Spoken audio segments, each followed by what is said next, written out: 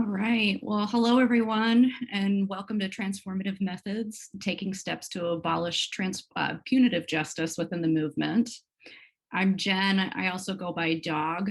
I'm one of the members of Matzah Block, and we're a local Jewish mutual aid group comprised of anti-racist, anti-Zionist abolitionists. After experiencing and witnessing increased callouts and cancellations online, especially towards the Black community, we were really noticing that people in the movement don't fully understand what transformative justice is. When hurt is experienced, it'll be some sort of call for restorative justice or transformative justice, but the consequences that people actually want to see for that hurt are rooted in punitive justice. So when those consequences are more fully targeted at the Black community, it is even more rooted deeper in white supremacy. So because of all of these things, that's why we put this workshop together today. And we thank you for joining us and, helping go through this conversation with us. So before we get too far, let's go ahead and take a look at our agenda. So today's going to be a mix of learning, practice, and personal healing work. We're starting right now with our welcome and reviewing the agenda. Good job, us. Then after that, we're going to examine what the differences are between punitive justice, restorative justice, and transformative justice. Then we're going to learn a tool, constructivist listening, and we're going to practice that in dyads. We'll be practicing the constructivist listening tool in pairs a few different times throughout the workshop. You're welcome to have your camera off for any part of the workshop, but during dyads, we do ask that you have your camera on to have a deeper connection with each other. So after that, we will do an introduction to the nature of human beings model, and then we'll take a break. After that, we're going to look at how we can support people who have caused harm and taking accountability. And then we'll talk about how we can use the constructivist listening tool in a one-on-one, mediated, and group accountability setting. And then after that, we'll do a debrief and depart. Before we move on, any questions there on content or anything we're going to be going over? Okay. So I do want to mention that you're welcome to share any of the tools and framework that we explore today. Like, go ahead, send them out to your comrades, networks, any groups you're involved in. I'll send the materials out afterwards, and I highly encourage you to start using these methods in your daily lives. What we are going to highly discourage today is repeating any personal information that attendees share. For building community trust, practicing confidentiality, and operational security, we're going to keep specific details shared by participants to this space. Can I get a thumbs up, nod, something, just some sort of acknowledgement that we all are going to keep confidentiality? Awesome, thank you. I know none of us wants to intentionally and or intentionally violate our comrades' trust or vulnerability today, so I really appreciate you agreeing to that one. Okay, so you may have also remembered in the email sent out before the workshop that I encouraged you to have like a fidget or some sort of like adult learning toy, just something to have in your hands and play with during the workshop. That's to help you focus on internalizing the information you're hearing. It can also help you with reducing stress. So this is just one of those like, fuck what you were told in school and work, church, that kind of thing. Like, go ahead and play and fidget around if you need to. All right, so we'll go ahead and start getting into content now. So we're going to start taking a look at what punitive justice is. So punitive justice is the punishment as a deterrent-based system we're born into and we're working to currently abolish. With punitive justice, we examine what law or rule was broken, who did it, and what punishment they should get. Punishment is the deterrent, and people will follow the rules because they're afraid to get caught, not actually because they want to belong and foster a sense of community. When thinking about punitive justice and accountability, it comes from a very binary and dualistic place where authority figures know the truth, and there's a right versus wrong mentality. Since it is binary, there's no in-between, and there's a lack of being able to shift out of our own context into another's context. So solutions come from a very rigid place, and there's one-sided facts, and those are the evidence of truth. When we look at the language used, it's also very dualistic and binary, and it's around fear and control. So it's crime and punishment, perpetrator and victim, guilty and innocent, bad and good, or white and black. Examples of punitive justice would be suspension, your phone or belongings being taken away, being fired, being canceled, put in timeout, put in jail, ICE detainment, deportation, beatings, or the death penalty. We've all come to learn that punitive justice doesn't work and sets up certain groups of people to be more targeted than others. And that's because we were born into a white supremacist system. So that looks like mass incarceration and the war on drugs targeting Black and brown people. Punitive justice might make people get better at not getting caught, but it doesn't actually address the root issues that are making people have to resort to breaking societal law to survive, or the built-in power imbalances setting up the most vulnerable communities to fail. And that's where we look to restorative justice or transformative justice for a more sustainable and holistic framework that actually nourishes our whole being. The organization Amplify Restorative Justice defines restorative justice as a philosophy and a set of practices rooted in indigenous teachings that emphasizes our interconnection by repairing relationships when harm occurs, while proactively building and maintaining relationships to prevent future harm. Amplify Restorative Justice also made this tree graph over to the side here. Hold on, okay. And this is a representation of how the different aspects of restorative justice nurtures and contributes to growth of our full self. So if we start over here and look at the roots, the restorative mindset and values are what feed and ground us. So that starts with the 7 core assumptions, which is where we look at in more detail, and we'll look at that in more detail in the next slide. But this tells us that humans are good, wise, powerful, interconnected, we're relationship driven, we're all gifted, capable, and holistic. So this is what we practice as the restorative mindset. When we look at the values are interconnection, indigenous roots, equity, respect, compassion, self-determination, and we hold that there are multiple truths. When we move up the tree and we get over to the trunk, there's proactive restorative practices, and that's what strengthens us and forms the foundation for our growth. This is doing our internal work, self-care, making collaborative agreements, checking in with each other, doing social and emotional learning around trauma-informed communication for connection, and holding talking circles. So then as we move up the branch, up the tree to the branches, this is where we represent the restorative justice processes. So this is going to be holding restorative conversation, circles, and conferences. And when we're able to branch out, we are able to grow leaves and fruit, which equal restorative outcomes. So that's going to look like healing, relationships, and accountability.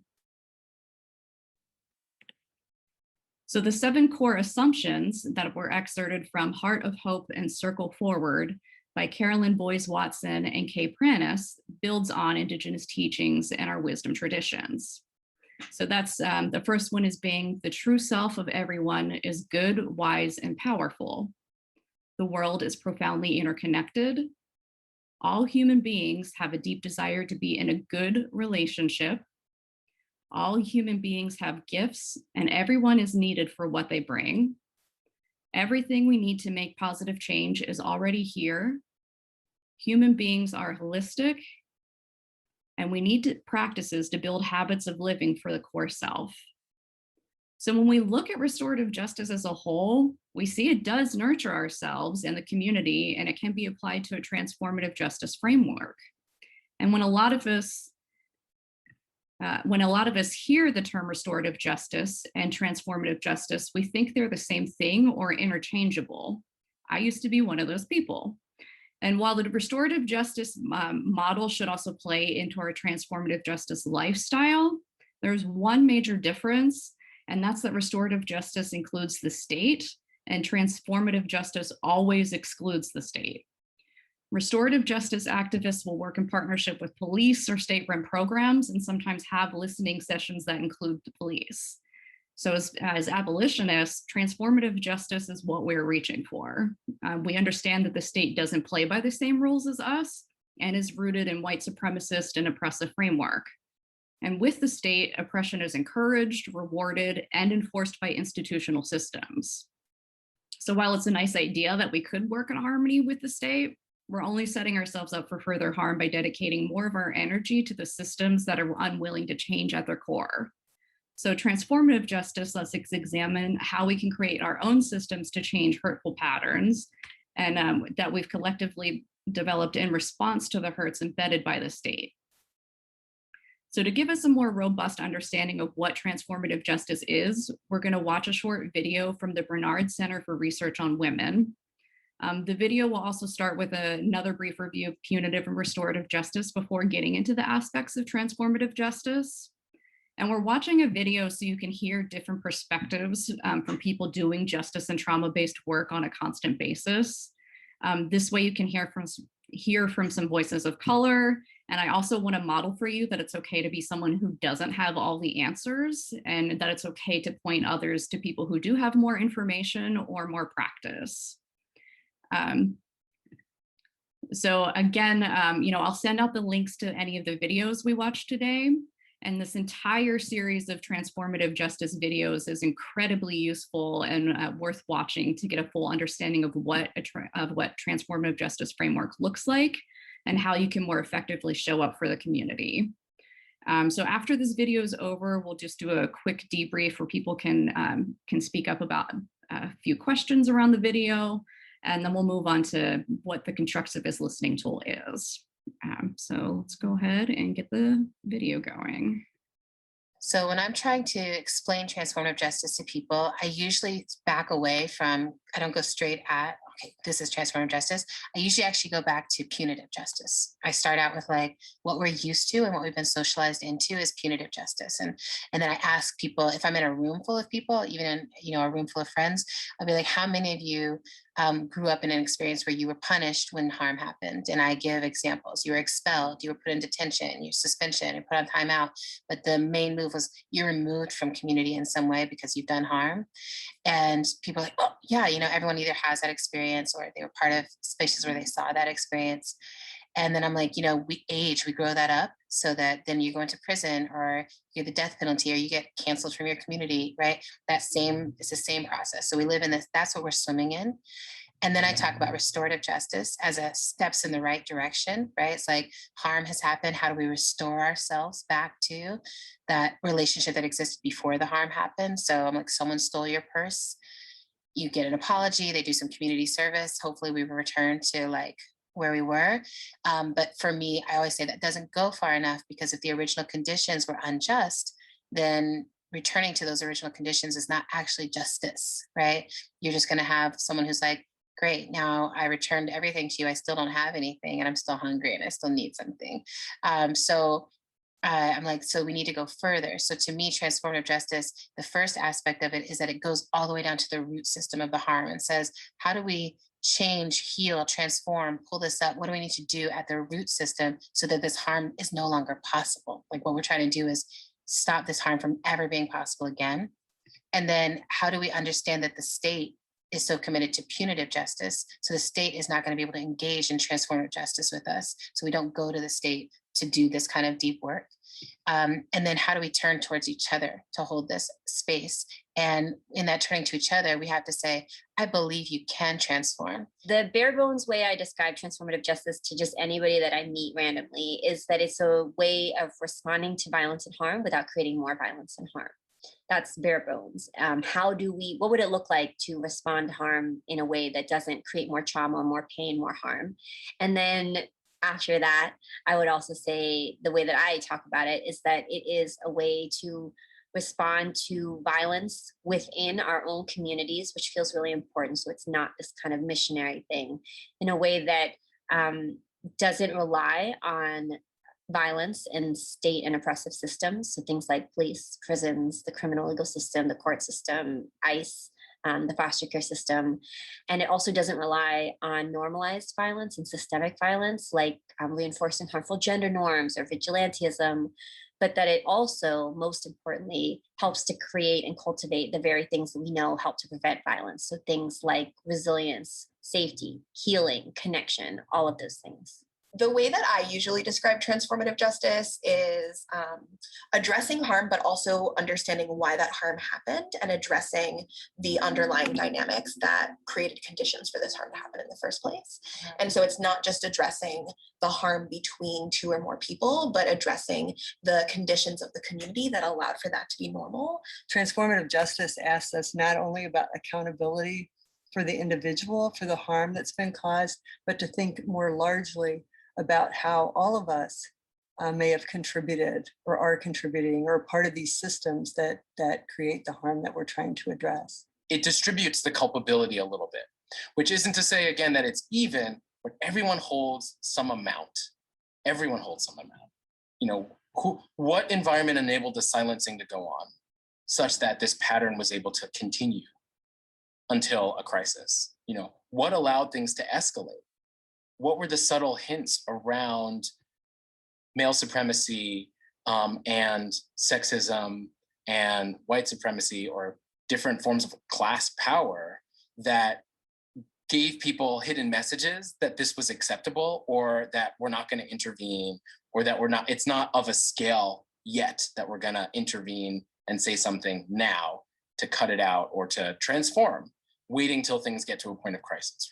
I think that any case that's presented to us, it's very, very likely that other people in that community are experiencing similar things, maybe not to that degree, or maybe not with that language. And it's actually by addressing what's happening between those people that you can understand the underlying dynamics and create tools and practices to address those for other people as well. And I think our interpretation of transformative justice also includes like most community organizing. I feel like most things that folks are doing to shift the underlying dynamics of violence in our society are making more resilient and accountable communities as well, are making it so that people are less likely to be harmful. And so we have a very open interpretation of what transformative justice is. So instead of zooming in on this harm, this transgression, which is what the criminal legal system looks at, and then coming up with a punishment for it, it zooms out and is like, what's all the context? What's the environment in which this was allowed to happen? And how does that inform what needs to be explored as we work on healing and as we work to transform not just the person who holds the disproportionate amount of responsibility for causing harm or inflicting harm or exacerbating patterns of harm, but ideally, on the other side of a transformative justice process, we've explored enough things that the environment has shifted. I mean, to me, it means that we actively think about every response that we have as an opportunity to break generational cycles of harm and violence, that we actually think beyond just individual incidences and understand both the micro and the macro, both the individual and the collective. How do we operate in a more long-term understanding of violence, a more generational understanding of violence, so that, that we move past just the immediacy of a feeling of revenge, or that we need to get back at somebody, for example, or a feeling of hopelessness, to actually say, this is an opportunity that I can respond to this. I can either respond to it with more violence and harm, right, and escalate it, or I can take this opportunity to figure out, how do I de-escalate this, and what would that look like? For me, transformative justice is a practice that I feel like is a life practice. Like, how do I, because harm is happening everywhere, from really little to really egregious. And so if we're really thinking about this, how can we really think about prevention? How can we really think about building relationships where we really encourage each other to take accountability for small things, not only the large? And I think that's preventative to larger, more egregious harms. Handling the small things and addressing them well can actually help to prevent the big things. And so I get really excited around like the nerdy things of like going back to the basics and starting with like, how do we build basic communication skills? How do we build the skill set to be able to give a good apology? What does it look like to be able to, have generative conflict with the people in our everyday lives? How do we talk about accountability and help and support each other to heal with the people in our everyday lives? Those things make me excited. How do we teach our children about consent and accountability? How do we show up for the youth and the children in our lives? And I know it seems less connected to transformative justice, because when we talk about TJ, everyone goes to like automatically the most horrific forms of violence and the big forms of violence. But, I think that so much of our work is doing, building the foundation that we need for transformative justice. And if we all just rush always to the crisis, we miss the more sustainable everyday things that to me actually are, when they ripple out, are a bigger force that can change things.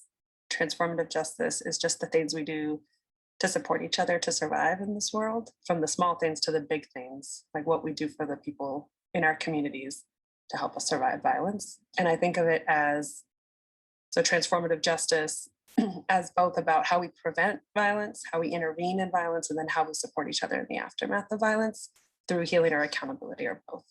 And it's all of those things. I really think about the generations of people who have always been doing this, even though they didn't call it transformative justice.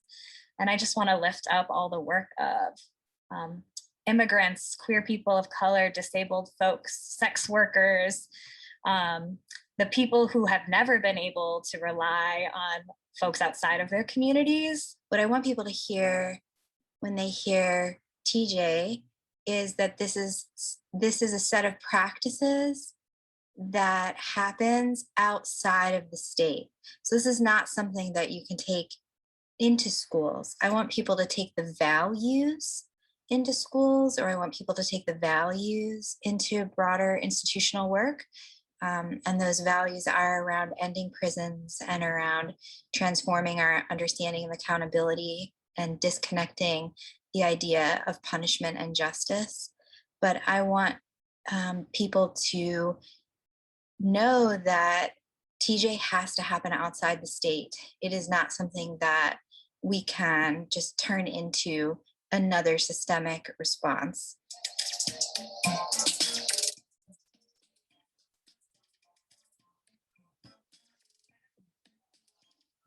Stole your purse.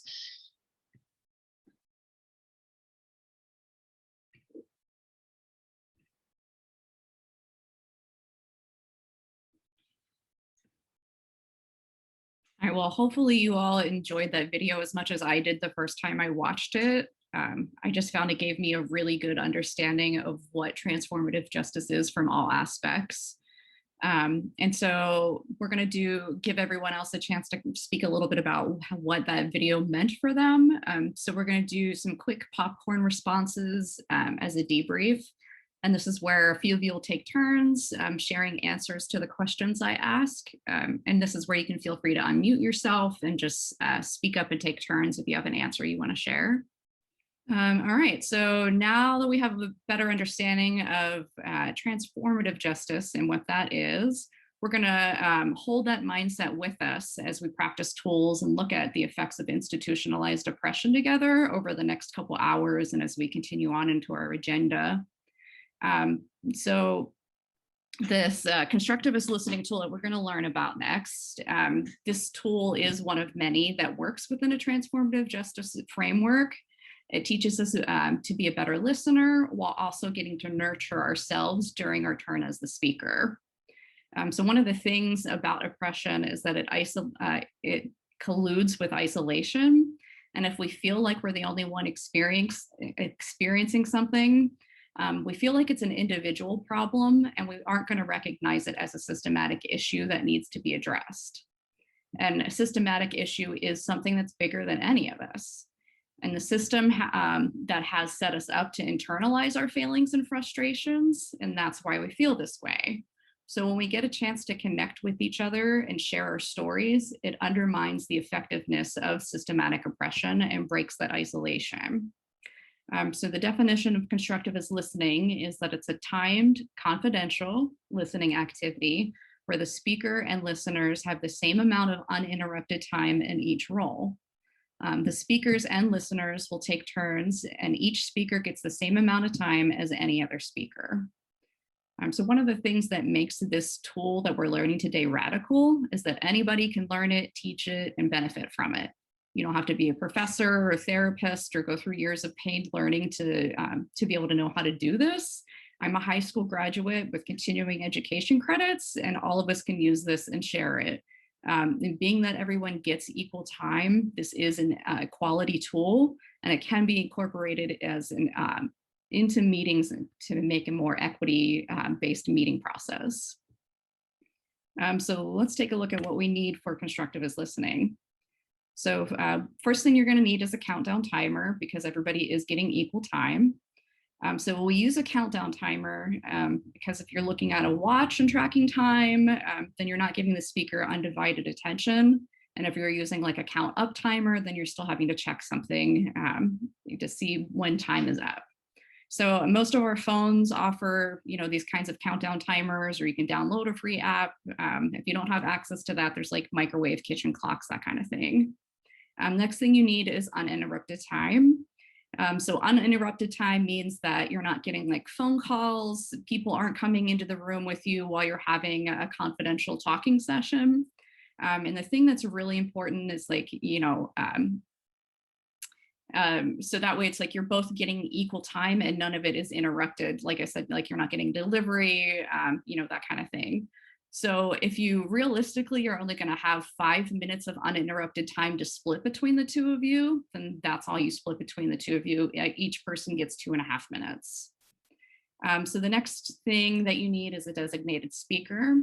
And so that means you only have one person speaking at a time. And does that mean you have to talk during the time? Not necessarily. We call it designated speaker to identify the role, but whoever's in the role owns the time. And you can use it however you want while you're in the speaker role. So sometimes people need to sit and be quiet or feel that there's no words for what they're going through, and that's completely okay when that happens. So the next thing we need is a designated listener or listeners. So that's one person that is listening and giving undivided attention to the designated speaker the whole time. So if we had like an odd amount of people in the group, or we were doing listening sessions with like 5 different people, it would be kind of difficult for you as the speaker to try to focus on 5 different listeners at the same time. So if you have one person that's your designated listener, then it's easier to just keep track of that one person while everyone else is still engaged in listening and giving focused attention to the speaker. So any questions on what we need for materials or spaciously to set up the constructivist listening activity? Okay, great. So then how we do it. Oh, somebody. Okay, so how we do it is, so first is we're going to decide how much interrupted time you're going to equally share. Then you get to pick who goes first as the designated speaker and who goes second. Then the speaker is going to talk until their timer goes off, and the designated listener is going to actively listen during that time. Then the listener is going to thank the speaker for sharing by saying, "Thank you for sharing," and you'll switch roles. So not too much there as far as, it's not a very complicated exercise. We do have some guidelines that we need to follow though. So one thing, because this is constructivist listening, is I'm going to ask you that, you listen attentively when it's your time as the listener. So this means staying focused on the speaker the entire time. And I know this can be difficult for some people to make eye contact or to have somebody give you direct eye contact for minutes at a time. So just try to keep your line of sight on the person the best as you can and give them warm, loving attention. If, again, like I said, if it makes you feel uncomfortable making that uninterrupted eye contact or having that happen, it's okay to look away. The next thing we're going to ask is that you avoid distractions and have nothing in your hand. So, if you need to have a comfort object in your hand, or your adult learning toy, a tissue at the ready, it's okay. Please go ahead and take care of yourself. This is a practice at being a better listener, and it's okay to be more practiced to feel comfortable with a new toy. This just means, like, don't be checking your phone or getting up to get a glass of water or a snack in the middle of somebody who's speaking with you. The other thing is that I'm asking you to notice what comes up for you in your own mind when the speaker is taking their turn, and just set it aside. So it's normal to be curious about what the speaker is going to share, and want to recall similar experiences in your own life. And this is where I'm going to ask you to keep that confidentiality, and then just make a note of what's coming up for you and set it aside to either talk about during your speaking time from your own perspective, or just have your own session about it another time. And if it feels hard for you as a listener to give minutes of undivided attention, take note of that too. Process on that later if it was hard for you to just focus on somebody for that long, or to not talk during that time. These are all just bits of information for you to take in about yourself. So then, even if the speaker runs out of things to say or asks you questions during their time, we're going to ask you to continue to just listen and not talk. So having ADHD, it's very hard for me to not get distracted by my environment or to interrupt people during conversation. So if it happens, just make note of it and give your attention back to the speaker. So this is a practice, and there's going to be things that we make mistakes on. And then, so the speaker should not ask the listener questions either, or get into any friendly chat if you end up running out of things to say or don't have anything else to share on the topic. So this is a practice for both people to be okay with silence. So you can fill the time with nothing, or you can talk about anything else that you want. When you are the speaker, the time is about you, and you can use it however you feel like. So you're also able to just sit there quietly, like I said. So this is time for you, just someone to give you loving attention and be there for you if you want it. Unless we're in positions of power or paying someone, we don't normally get several uninterrupted minutes of talking time while somebody else is actively listening. So this is a gift for you, and I'm encouraging you to take it. And this is another thing too, where you don't have to feel obligated to tell an interesting or entertaining story to the listener. If you want to talk about something not related to the question, it's completely okay. And if again, if you don't want to talk about something related to the question, nobody's allowed to tell on you or anything, because this is confidential. So you just go ahead and use the time how you want. So the other thing is that we already talked about is the no interruptions to your designated time to listen and be listened to. Another one of the guidelines is trust in the speaker's capacity. So remember that the speaker has the very best solution for whatever solution they are figuring out during their speaking time. So this is something that's hard for us normally, because we have an instinct to want to fix or solve things. But the speaker already has their own best thinking to solve any difficulties. And by giving them the uninterrupted, loving space to share, you've already helped them find a solution. So remember, the speaker is using your attention to process their feelings, and this isn't who they are. It can be challenging to not confuse the speaker's feelings with who they are. In a dyad, we may say things like, I hate this person, or I want to punch them. And as soon as we say it, that we know it isn't actually true and isn't how we really feel, and we don't identify with those feelings. So as the listener, I'm going to ask you to keep holding on to the speaker's core goodness and not see them as a violent, hateful person. Hold them as a person experiencing hurt, and give them space to keep reaching deeper for what is coming up for them in that initial expelling of feelings. So this is where we're also going to ask you to not offer solutions. And this is going back to, again, like, we're not going to solve anything or fix anything, caretake, rescue the speaker. With constructivist listening, the speaker has their best thinking because they're human and not something to be fixed. We're giving them the time to be heard and process without interruption. So an example of fixing too could be during in the dyad, the speaker might be crying when something's coming up very emotional for them. And our natural fix instinct might be to fumble around to help find them a tissue or something to hand them to interrupt that crying and to make them stop feeling that way. But this is actually an interruption to their thought process and misdirects your attention. And that can take them to a place of shutting down the discharging that they're doing. So as well-intentioned as it is, we're just going to trust the speaker that they can care for themselves in the moment. And this is something too, we're going to ask to minimize like the nonverbal communications of aha and making noises and head nodding too much. This can lead the speaker or interrupt their process again. So if you want to cry with them or laugh with them, or something that's a more natural reaction, that's completely okay. But we also want to avoid making like dramatic noises or exclamations or expletives like we might in response normally in an open conversation. And so this is our big guideline that we want to follow and agree to at the beginning, which is the keeping confidentiality. So everything the speaker shares during their time needs to be held in confidentiality. Even though this isn't therapy, we're going to treat it like it's a completely confidential session and not break the speaker's trust by repeating anything they share. And this is to not violate agreements, avoid disrespecting or misrepresenting what their experience was, and to work on interrupting our own patterns of gossip if we have any, and just in our movement as a safety measure.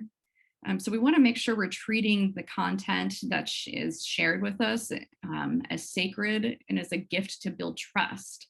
So this is one of those relationship building, how do we make things better for the movement and ourselves going forward? This is, by treating space like this and uninterrupted sharing time as sacred. So it does benefit the talker and encourages them to reflect on meaning. So it allows the talker to express and clear up feelings that are interfering any of their clear thinking. Having that uninterrupted time to talk also encourages the talker to make new meaning out of events and ideas that reveal the root cause of the pattern and the rigid response of their habits. So, like that's a lot you can give somebody and be witness to in a very short amount of time. And that's why it's a gift. So one of the other things is to not refer back to anything the speaker says during your time as the listener or ever again, and avoid bringing up content of what was shared, even to draw parallel to your own experience. So if you go second as the speaker, you're not going to refer back to what your partner just shared during their time. Even though you listen attentively to them, we're going to hold confidentiality and not even bring up what they shared to them.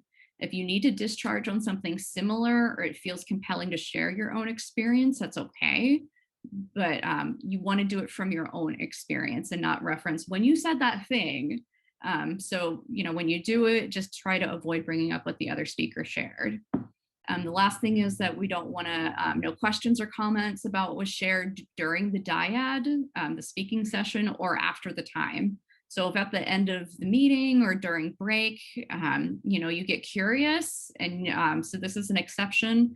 If you want to go ask the person, like, hey, is it okay if I ask you a question about something you shared? They're allowed to just tell you, nope, I'd rather not. Let's not, ever do this. So if you feel so compelled that you want to ask them something, just get permission first before you address that question with them. And if they tell you no, just respect that. Okay, so now that we went through all of that and you have an idea of what constructivist listening is, we're going to practice it. So as we practice it, you're going to get 4 minutes each. So we'll do 8 minutes total in a pair. And you're going to split that time to answer why is transformative justice important to you? And in what ways are you already practicing transformative justice in your life? So when we do this sharing, I am going to invite you to consider speaking in your first language, which for some of us, that's not going to be English. So this language is the language that you dream in, cuss in, count in, because you can access emotions and memories more deeply if you talk in your first language. And it's not important for the other person that you're sharing with to know exactly what you're saying. This is about you getting to discharge your own hurts outside of isolation. And they just need to look interested and give you warm, loving attention. So, in fact, if they can't understand you, that's going to help them with confidentiality even more. So, just go ahead and speak in your first language if that feels good to you. Okay, so just a quick review of what we're going to do. So in pairs, you're going to split the 8 minutes, 4 minutes each to answer the question that's on the screen. I'm going to keep time for everyone on my end. And I'll send out a broadcast in the chat that says, you know, when we're going to start and when we'll switch partners. So when you first get sent into the breakout rooms, I'm going to give you about 30 seconds to get settled, you know, say hi to your partner, introduce yourselves to each other, and decide who's going to go first as the speaker and who's going to go second. So then I'll send out the broadcast message that tells you to go ahead and start. And then I'll send you one that says when your time is up. When time is up, you'll have a few seconds to thank your partner, and then I'll send out the next broadcast message to start time again and let you know when the next 4 minutes is up. At that time, we'll bring everybody back into the main room, and we can do another quick debrief. So does everybody understand the instructions of the exercise and what we're doing before we get kicked off into breakout rooms? Cool. All right. So this is the exercise I'm going to ask that you have your cameras on for. That way we can make just deeper connection with each other. We're going to go ahead and move on to the nature of human beings model, which is also going to play into, you know, transformative justice, and we'll get an opportunity to use constructivist listening after we examine this model. So the nature of human beings model was adapted by Lillian Roybal Rose, and she's a Latina cross-cultural communication educator and consultant. And she adapted this from Harvey Jackson's reevaluation counseling work. Lillian grew up in East LA County and was surrounded by activists and people challenging institutions her whole life. In 1962, her father, Edward R. Roybal, was the first Chicano elected and the first Latino congressperson elected in California since 1879. And I learned this model and constructivist listening from Lillian's mentee, Nancy Luna Jimenez. And I mentored and worked beside her for 3 years at a social justice firm and had the pleasure of co-facilitating my first workshop with Lillian. And this is their life's work and something that they want carried on. So again, this is something where I'm like, if this model fits and feels good for you, please, you know, share this out with your networks. And so when we're looking at the nature of human beings model to establish a framework and to understand oppression and its impacts on us. It's a model for personal healing and transformational change. And it starts with the idea that we must heal from early hurts and feelings that prevent us from operating at our best selves. And when we talk about human liberation of all people, that includes the healing of our own self. And so we need tools for individual healing and social change, which is like the constructivist listening tool. And that helps us be more present and make rational decisions. So we're more able to respond creatively and flexibly. So when we first look at the nature of human beings model, it begins with the premise that you are actually born perfect and you're not broken. And so even right now, there's nothing to actually fix with you. You're just trying to go back to the way you were. When we look at each one of us, we're born intelligent, curious, good, loving, zestful, and proud. And this is similar to the restorative justice core assumption that the true self of everyone is good, wise, and powerful. So the model says that we're brilliant human beings and have intelligence. And this is an intelligence that can be ranked, which unlike many of us have experienced in the school system, because it's not helpful to rank people by their intelligence. So this model doesn't rank. And as many of us know, there are many forms of intelligence, and not all of them are academic. So the second quality that we're discovering is curiosity, and we're all born curious. Anyone here that's ever hung out with a 4-year-old or less, I mean, you know how curious they are. You know, and when you're around babies, you notice everything they do, like they're extremely curious about their environment. They want to examine it spatially, orally, put things in their mouths. When we learn to talk, we began asking questions, and that's where we inherently are curious. So the other quality is that we're all born good. And again, if you've ever held a baby or been around a baby, like, why do we know that they're good? They don't do anything special. but we know that they're good. And fourth quality is loving. As children, we can meet another child briefly in line at a grocery store or on the playground or something while we're eating at a restaurant, and that other child suddenly becomes our best friend. We love them and we can't live without them. And when we meet new family members or family friends for the first time, we automatically love them too. When we talk about being zestful, it's not like zest soap. This is more like the inherent quality of having love and joy for living. So before that fatigue sets in and before we get overwhelmed with responsibilities of life, we're naturally excited about everything. Remember when you used to love getting up in the morning as a child, or, inside of every one of us, there's still a dynamic, zestful 3-year-old. It's just the various forms of distress caused by oppression that takes that zest out of us. And then the last one we're looking at, when we talk about being proud, we're not talking about the kind of pride where we think we're better than someone else. This is real pride when we're delighted with ourselves or some accomplishment of our own. Or of others. Pride is not agreeing to being shamed or humiliated. True pride means you're completely delighted by everyone's success. And when we're not allowed to be proud, we can appreciate and be completely present with when we are allowed to be proud, we can appreciate and be completely present for another person's pride. So as we're looking more into the fully functioning model, we're also born with built-in coping mechanisms to help us process anything that would damage our inner golden circle.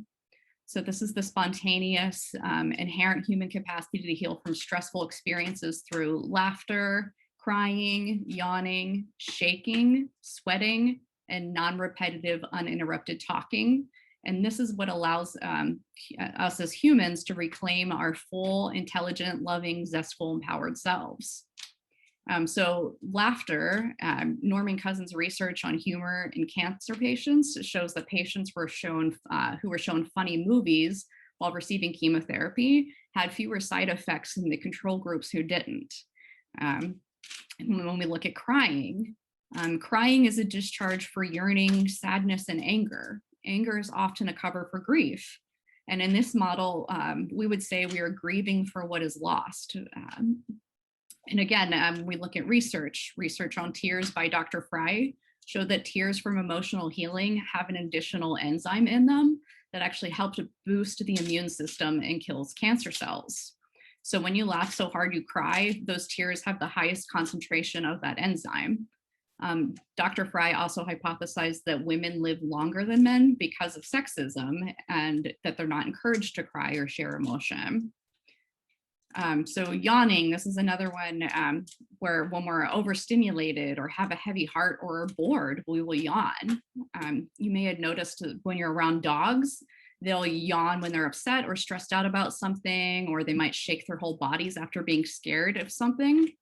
Shaking is also a discharge for heavy terror. Not in the moment, but afterwards, when you know you're safe enough, you will have a shaking response. And sweating. Sweating is a way to purge toxic waste out of our bodies. And sweat from emotion or fear smells different than sweating from exercise. And as we just practice with constructive listening, talking is a way to discharge for indecisiveness or discharging other emotions that come up. And non-repetitive talking will allow those decisions to come up. So this is what we learned, and just practiced, and we'll get a chance to learn again or practice again. So when we have our needs met and are able to care for ourselves and our core is strong enough to withstand hurts, the emotional or physically, that is when we have our fully functioning human golden self here. And so when those hurts happen, we are able to actually discharge them off, and they aren't going to penetrate our core. And we have our most flexible thinking to have accurate assessment and appropriate responses when situations come at us. So an example of how to respond appropriately might be if you were assigned female at birth and a parent or grandparent wanted you to be a cis male. you would have hurt around that to discharge from a very young age. And if you don't get that chance to discharge that, you're gonna hold that with you, that you should have been male, or there's something wrong with you. There's something that you should have changed or been different. But if you do get a chance to discharge that mistreatment, and it had not been able to access your core, by being able to discharge every time you heard a remark or saw an action that made you feel less than completely human, you would have been able to have a creative response in the moment, saying something like, well, I hope they get over their disappointment soon because they're missing out on knowing the incredible person that I am. With the way societal systems are currently set up, these forms of discharge are continuously interrupted in our life. That leaves us open to hurt that damages our core, and that's what oppression wants. So when we look at the dysfunctioning human beings, this is when we don't have our needs met and aren't given space to discharge hurts, and oppression gets to do what it does and damages our core goodness. It makes us question our intelligence, we lose curiosity, and we aren't sure if we're good anymore. Our ability to openly love and trust lessens, and our zest is reduced, and our pride and self-confidence is shaken. The more our golden circle is damaged, the more patterns we form to adapt. And distress patterns result when a person acts in a rigid, irrational, repetitive, and unthinking way, usually based on a hurtful past experience. We don't lead with flexible thinking because we're trying to protect ourselves and are responding from a place of trauma. Pattern behavior is irrational because it means that the person has temporarily lost ability to be flexible, relaxed, and present. And patterns can't be reasoned with because they are an irrational response. A person can reclaim that ability to be present and not act out by discharging the hurtful past experience. So these patterns, when they get a chance to penetrate our core, we will act out against ourselves and our own group when this happens, and we form these rigid attitudes and patterns.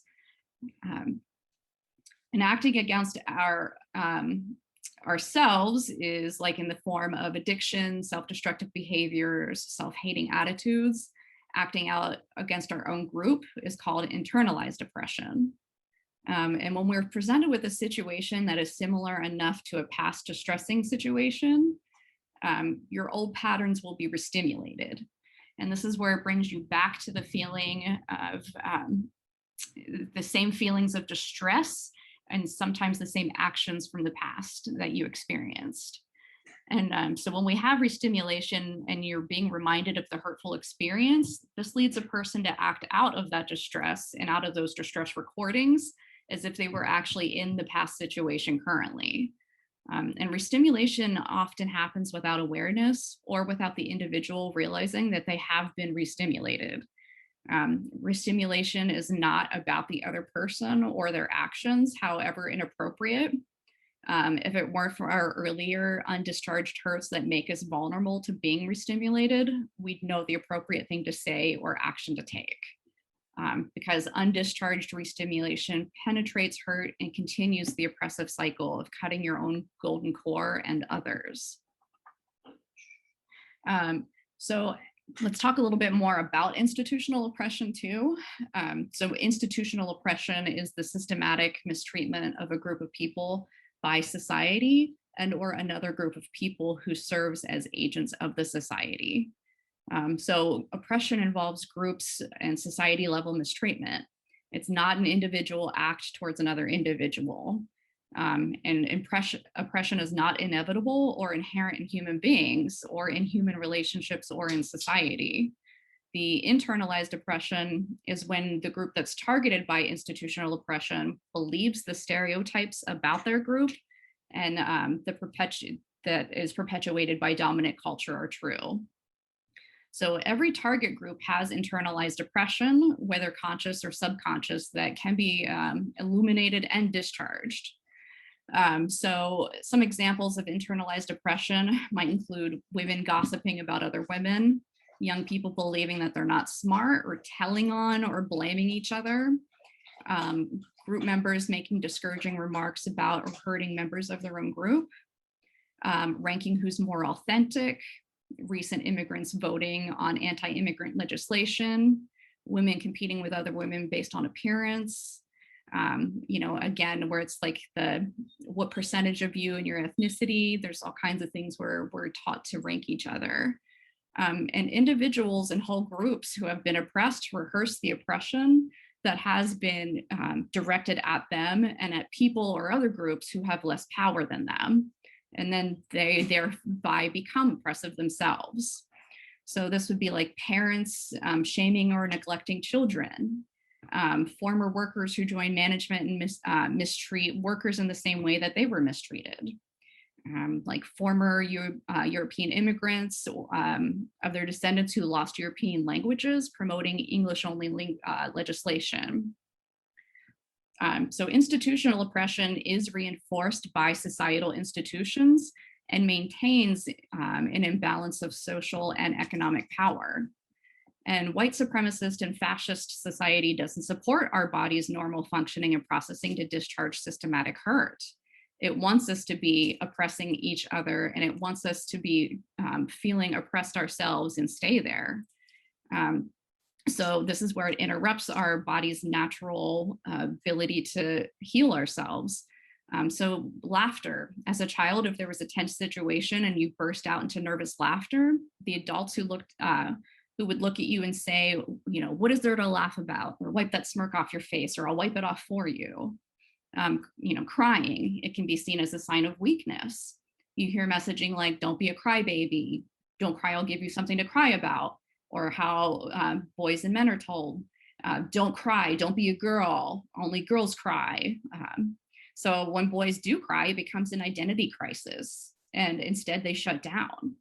When we look at yawning is considered rude or disrespectful. We're trained to yawn behind our hands and sort of hide it from each other. And one of the functions of a yawn is to bring oxygen to the brain so you can pay better attention. And shaking is another one. Shaking is seen as a disorder for which you should be taking drugs, or seen as a sign that you're on drugs. And sweating is considered gross. We have a whole industry making antiperspirants that are designed to keep our bodies from sweating and effectively keeping waste products from leaving our body. And talking is another one that's deterred, especially as children. We hear that children should be seen and not heard, and be quiet, the adults are talking, don't be a chatty patty. So as you continue to get older, you worry about being told you're too talkative. So as we continue to look at these overarching institutional oppressions, we are starting to hear, and hopefully you're noticing this pattern, that this is starting in us as children. And we've all experienced institutionalized oppression and white supremacy in the form of adultism. Because adultism is the systematic mistreatment of young people by other people who have officially reached adulthood. And this mistreatment includes shame, blame, neglect, abuse, violence, condescension, devaluing, paternalism, humiliation, and disrespect of children. Examples would be being given advice by an adult when you didn't ask for it. Having an adult to be believed over you that you knew was lying simply because you were a child. Being made responsible for a decision or a task that should have been handled by an adult, and then being shamed when you couldn't do it as well as an adult, instead of being asked, or another thing would be, instead of being asked if you would give up your bed for a family member coming to visit, you were told that you needed to give up your bed, even though you would have if they would have asked you. So it's, also when your parents forced you to hug or kiss someone that you didn't want to, but because you were a child, they just didn't respect the autonomy of your body.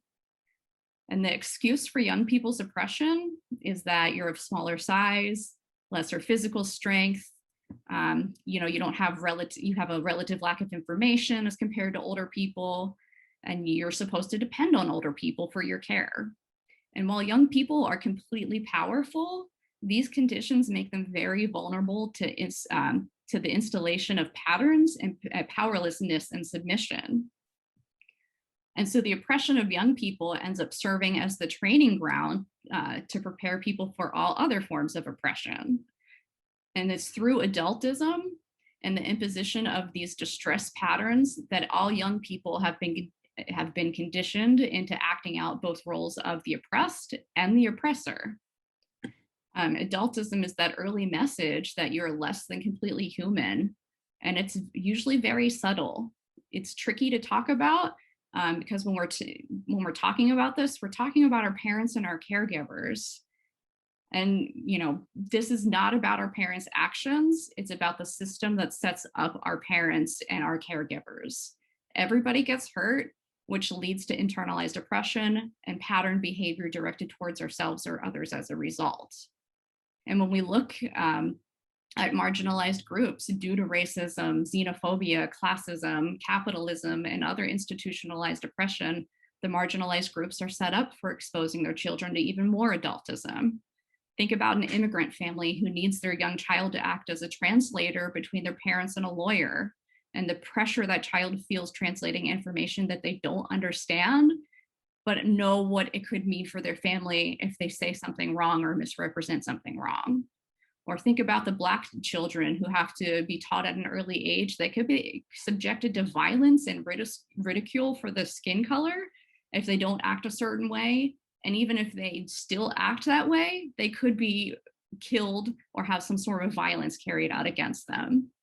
Or think about the child that lives with a single working parent that isn't home in the evening to prepare a dinner for them or help with homework and tuck them in.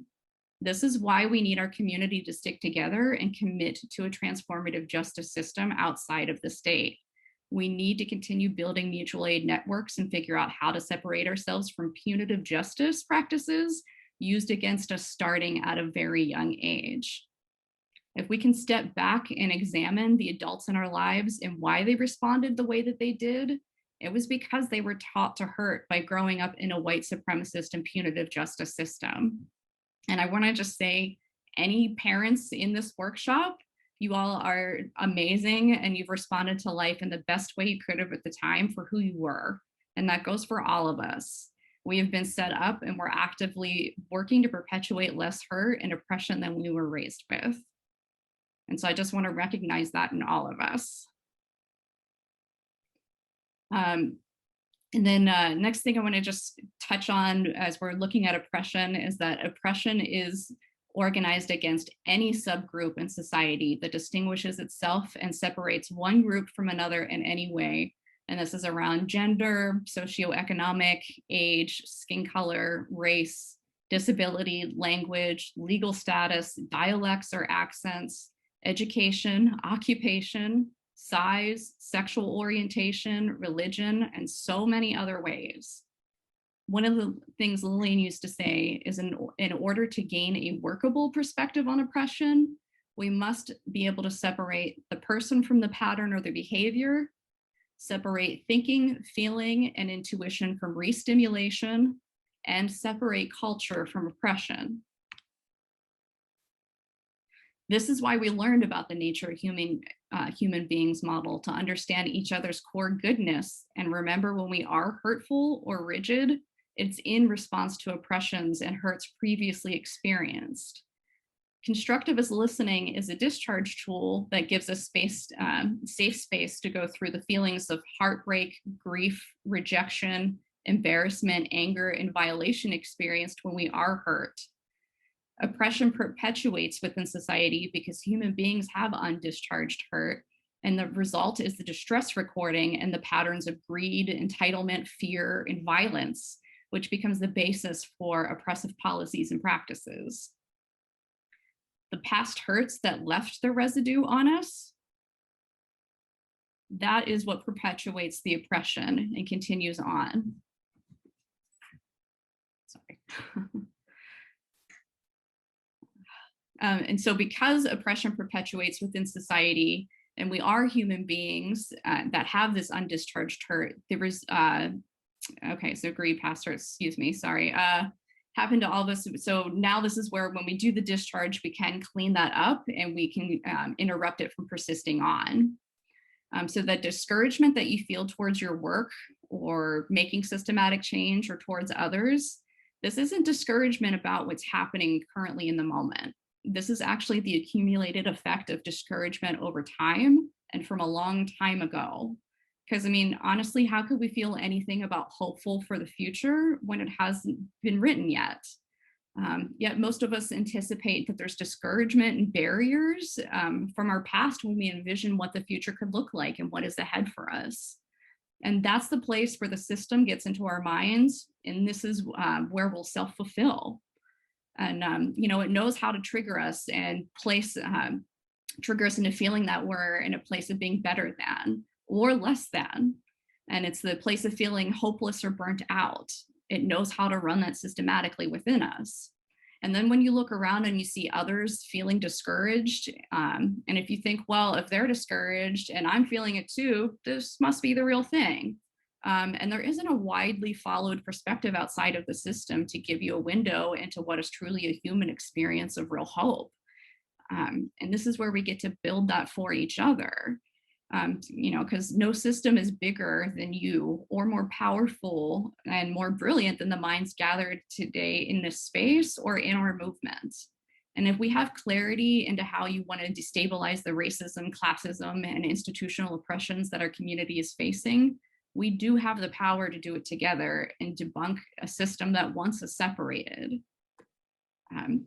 You know, we stand up for and serve and walk alongside people that society typically discards. And that's going to have an effect on you. As anti-racist and anti-fascist, we've been framed as fucking terrorists and dangerous by the state. That's going to have an effect on you. The city, county, state, and feds having physically attacked us and mocked us while ignoring the mutual aid we've provided during natural disasters, that shit's going to have an effect on you. You know, the way that they begged for assistance with houseless communities during the snowstorms and days later swept the camps and degraded the neighbors we served in our efforts, that is going to weigh on you. And when we ignore those events and continue taking on more trauma, we're going to perpetuate our pain in ways we don't mean to. When we examine the systems that oppress us and discharge that hurt together, that's how we're going to dismantle their disruption to our movement and put ourselves first. Only oppression keeps us from seeing ourselves as leaders in every situation. It's only oppression that keeps us from taking charge of every relationship and every situation.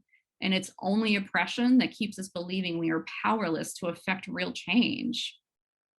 It's important to consider that this is pervasive and not your fault. The more awareness that we have about how pervasive institutionalized oppression is, I'm hoping the more compassion you can have going forward for the places where you slip up and where you can't take the principled stance where you want to, or where you allow someone to somehow unawarely or awarely do the targeting or exclusion of a group or an individual. None of us are bad people. This has to do with how we ourselves got targeted and were brought up within a white supremacist system. If we don't look at and clean up that experience, we're going to repeat it ourselves over and over and over again. And now I want to take a minute, a couple minutes actually, where we're going to look at how this model, we're going to look at this model and some visualizations of how intersectionality of oppression and privilege looks like. So as we learned, we've all been exposed to some form of oppression or hurt in our lives.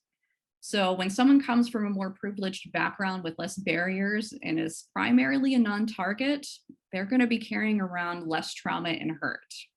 So if we look at this visualization, this is a 30-year-old cis straight white male, college educated, working a white collar job as a manager, born to parents who are both college educated. So this is someone who's got some generational wealth, probably is pretty good off on their own as well. They're still having to deal with adultism because we all have experienced adultism. They're still going to be within the bounds of capitalism and classism. But we all know that white cis men are at the top of the privilege chain. The reward of that privilege in being who the system wants on top makes them perfect for carrying on white supremacy. And if they aren't actively working on unlearning old patterns, they will continue to carry it out. Now, next, when we look at a visualization of a 22-year-old trans queer Black woman, So this person's high school educated, working a retail job, struggles with anxiety, born to parents who aren't college educated and are immigrants. So now when we look at their core, you see how many other different oppressions have affected their core and how much extra they're dealing with. Black children are seen as and treated as older than their white peers. And ageism comes into play when it's you're under the age of 25 and you're looked down on by older adults that don't know what you're, thinking that you don't know what you're talking about because you don't have enough life experience yet. Living in a white supremacist system, generational trauma comes into play in addition to everyday trauma. And, when we're looking at parents who are high school educated and aren't white collar, and especially from a Black background, they had a lot of barriers to deal with trying to get housing just because of racism. When we look at traditional workplaces in society, it isn't set up to support people with anxiety or mental health struggles or anybody who's got neurodiversity. Women and women of color especially aren't believed about their pain level or symptoms when they're trying to get healthcare needs addressed. And trans people are also treated as lesser than by the healthcare system, and it takes extra convincing and appointments in general to get their healthcare needs met. And I also want to point out that these visualizations, especially the second one, this is also to take into account as to why Black people tell you that they're bringing more trauma into protest spaces and that they need you to listen to them and keep them safe. Black humanity should be held to the highest degree of protection, even if someone has caused harm. And if you're doing your personal anti-racist and other anti-oppression work, you should be able to show up for Black, Indigenous people, and other people of color the way they tell you they need you to. Trauma-induced behavior is ancestral and it's impermanent, and we can heal together as we hold each other accountable. And this isn't about becoming better yourself. This is again about returning back to who you were when you came into this world. So now we're gonna, after all of that was a lot to try to take in. So we're gonna do another discharge session and practice constructive as listening. This time we're going to get a little bit more time. Let's see, we're going to split 12 minutes. So there'll be one group of 3 and then the 2 groups of 2. So this time we're going to answer, you can do one of both, one question or the other, or you can answer both. That's what I'm trying to say. So the questions are, what are your earliest memories of adultism? Or you can answer, what are some of the things that have been weighing on you the last few weeks or couple of months or this last year? Some of us will feel safe enough in this space about sharing past hurts and reaching for where you may have experienced adultism in your life, and some of us aren't, and that's completely okay. Wherever you are in your journey today is perfectly okay. If you don't feel up to sharing about your childhood or reaching for the idea that you were oppressed as a child, please feel free to answer the second question instead. Discharging anything that's been weighing on you or an impression, any oppression that's happened to you from the last couple of weeks, months, last year, anything, that's going to be beneficial in itself.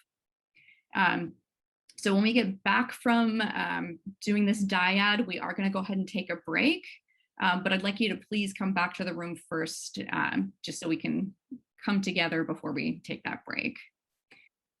So before we go on break, because that was a heavier topic, I just want to give people a chance to answer a quick clearing question if they want to.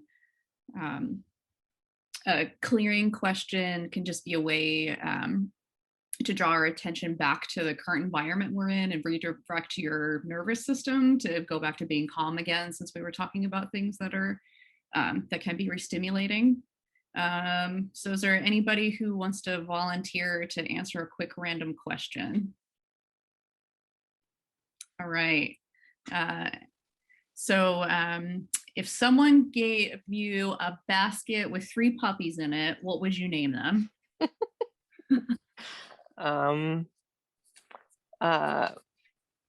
Wow. Pickles, orange juice, and mayonnaise. Perfect. And that's as simple as a clearing question is. It's just something very silly to just draw us back. You can ask questions like, you know, if you go into a grocery store and name 5 things that are red, or start with the letter O, something like that. So yeah, thank you for doing that with me. So now we're going to go ahead and take a quick, like 5-minute break, just to give everybody a chance to stretch, grab water, take care of yourselves however you need to. Let's plan on starting back up again at 3:06. All right, so heading back into the next portion of our workshop, we're going to start off watching another video from the Bernard Center for Research on Women. And this one is called "What Are Obstacles to Accountability?" So taking accountability for the hurt we cause is a practice, and it's not going to come easy to some of us. I personally grew up in a physically and mentally abusive household. So when I made mistakes, I got shamed and had my confidence hurt, and I was physically beat. So I got taught from a young age that accountability equals consequence. And I ended up getting to be really good at hiding things and lying to my parents and teachers because I had a fear response instilled in me that speaking my truth wasn't safe. And it took years of unlearning and practice to be able to get to the point where I am now, that I can say to people, you know, I fucked up and I'm sorry, and here's where I can do better. But until I put in lots of my own personal care work and discharge, I wasn't able to get to that point. And so something to consider as we're going through this process is that we need to be kind to ourselves and others as we're forming new neural pathways, and our brain is figuring out a new way to function. You know, we can start practicing now by offering apologies for smaller things, and that helps us build our accountability muscle.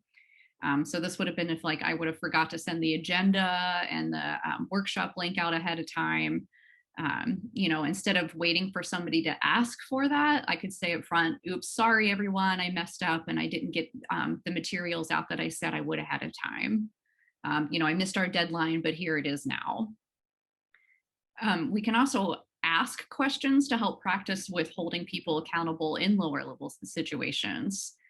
So that'd be things like, you know, why didn't you do the dishes when you said you would? Or, hey, I thought you said you'd stop by at 1 p.m. today. Did something happen? It's again, when we're practicing with lower level accountability, it still helps us clear the air to prevent more conflict from arising. And it also helps us to know how to more gently ask for accountability when bigger things do arise.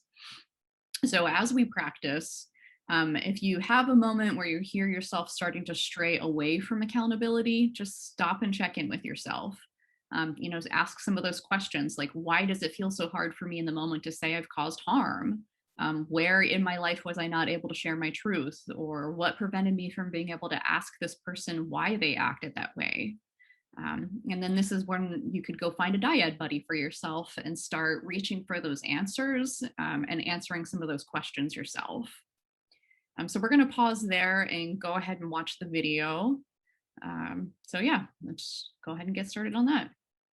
What gets in the way of accountability? So many things get in the way of accountability. I think one of the first things is that as a culture, we haven't been socialized to really build the muscle of accountability. Accountability is really hard work. It's not just, oh, right, I did something wrong. I'm just going to say I'm sorry and it's going to be done. We all know those people who do the, you know, someone tells you, hey, that really hurt me. And they do the, oh my God, I'm so sorry. I'm so sorry. I'm so sorry. I'm sorry. I'm sorry. I did that. It's totally right. You're totally right. That is not accountability. That is actually still about the person, right? Feeling a lot of shame or shame spiraling or trying to make it better. But it's not really saying, oh, I really recognize that I did something that hurt this person, that I had an impact on them. So accountability requires a lot of listening to what is it that this person's trying to tell me that that I did that impacted them. Folks really just want to be seen and heard and understood. And it requires a ton of self-reflection. Like, do I have enough inside of me? Do I got myself enough to know that if someone's telling me that I harmed them, that I hurt them, that I'm not going to fall apart, that I'm not a bad person, you know, all those things that a lot of folks go through when they feel like confronted with something that they've done wrong. And in order to do that, they have to work a lot on themselves to be able to get to the place where they can be accountable. In my personal experience and like the experience of people I love and care about, it feels like shame gets in the way of accountability. Like shame and all of the things that are the fears underneath shame. So like for me, for example, I feel really terrible when I've done something wrong, really, really terrible, and really afraid of losing belonging. Like that the person's going to be like, you're terrible. That thing was terrible and you're terrible and you suck. And like, you're that kind of person now. And I don't want to be around you anymore. So like shame and then fear of loss of belonging, loss of connection, of being judged like everywhere I go. And I think that like in my experience, at least, that shame separates. Like shame is something that keeps me from other people. Shame is something that I've seen folks like makes them either become super like when I feel ashamed, I become super hyper focused on myself so that I actually can't be accountable to anyone else because I'm so feeling like embarrassed, not wanting to be seen, overwhelmed, guilty, like that it's actually all about me. And that to get to accountability, I actually need to move past shame to actually be able to show up and be like, hey, I'm here to be able to respond to you and not make you have to caretake me in my shame. What I have seen in people, at least this is the way I have seen this expressed, is that people feel a lot of shame about both being a survivor of violence, but also of being someone who has caused harm. So I think one of the big shifts we're trying to make is really understanding how everyday violence is, how normalized it is, how any one of us could be a survivor of violence and probably is a survivor of violence, and how any one of us can also cause harm. And yet also not just make that kind of a sort of neutral soup in which we all swim, but that there are situations in which the actions that we've taken, the attitudes that we have, need to be addressed in a specific way. I think we're trained that to admit harm is to admit to being a terrible person. And so I think we flee from accountability. We don't want to face the fact that we've hurt someone. I think mostly in the culture, we're trained to avoid it or to protect our intentions or our innocence. We just have so much practice and rehearsal of doing things in a punitive way, a way that's coming from skepticism rather than abundance or trust, rather than reorienting to what it looks like to bring everyone along with us, knowing that in order to do so, we need to open ourselves up to a lot more nuance and contradiction, that it's not as easy as the sort of Judeo-Christian hegemony or hegemonic idea that there's a right and a wrong, there's the righteous and there's the wrong, and really holding that there's complexity, that we're all fallible, we've all made mistakes, we all cause harm. It's not all to the same degree, it's not all balanced, but that there's a belief that we can heal from that we can hold that. We want to see ourselves as outside of harm, like we're the ones who've been hurt, and it's other people who are doing the hurting, and that we're on the right side of justice. We're on the right side of these systems. And so it becomes, it kind of ends up being defined as a moral flaw, that we've hurt other people or that we've made mistakes or that we've created harm or been complicit in harm. But actually, I think it's the opposite. I think we could actually do much better if we stepped into it and recognized it, that it's not surprising that we might cause harm or be complicit in harm, because that's everything. That's what we're trained into. That's what we're encouraged. We're pulled into these systems. White supremacy culture seeps into interpersonal relationships, families, communities, nonprofit organizations that might have the best of intentions or values, and there are contradictions. They might say, we are here for racial justice, we are here for workers' justice, we're here for migrant justice, and that doesn't mean that they're incapable of harm, of retribution, and of all the patterns that we've been acculturated into that are steeped in avoidance of conflict, avoidance of shame, and on the other side, a righteous infliction of shame, whether it's inside or outside of our movements. We have a culture of finger wagging, of shaming, of distancing the people who are right or righteous from those who've caused harm. And so all of that baggage is what gets in the way of accountability. I think we're all taught to lie a lot. And I think that we're all really scared of not belonging. A lot of how we get trained to be in the world is about protecting our own interests, being right, protecting our egos, having a sense of importance. And accountability asks you to strip some of that away. Accountability asks you to put your ego aside, to acknowledge your interrelationship with other people, and maybe not just somebody you did harm to, but kind of a ecosystem or a cluster of people who might be involved in your life. And it asks you to commit to being in relationship to people in a deep way. And I think there are a lot of challenges to that.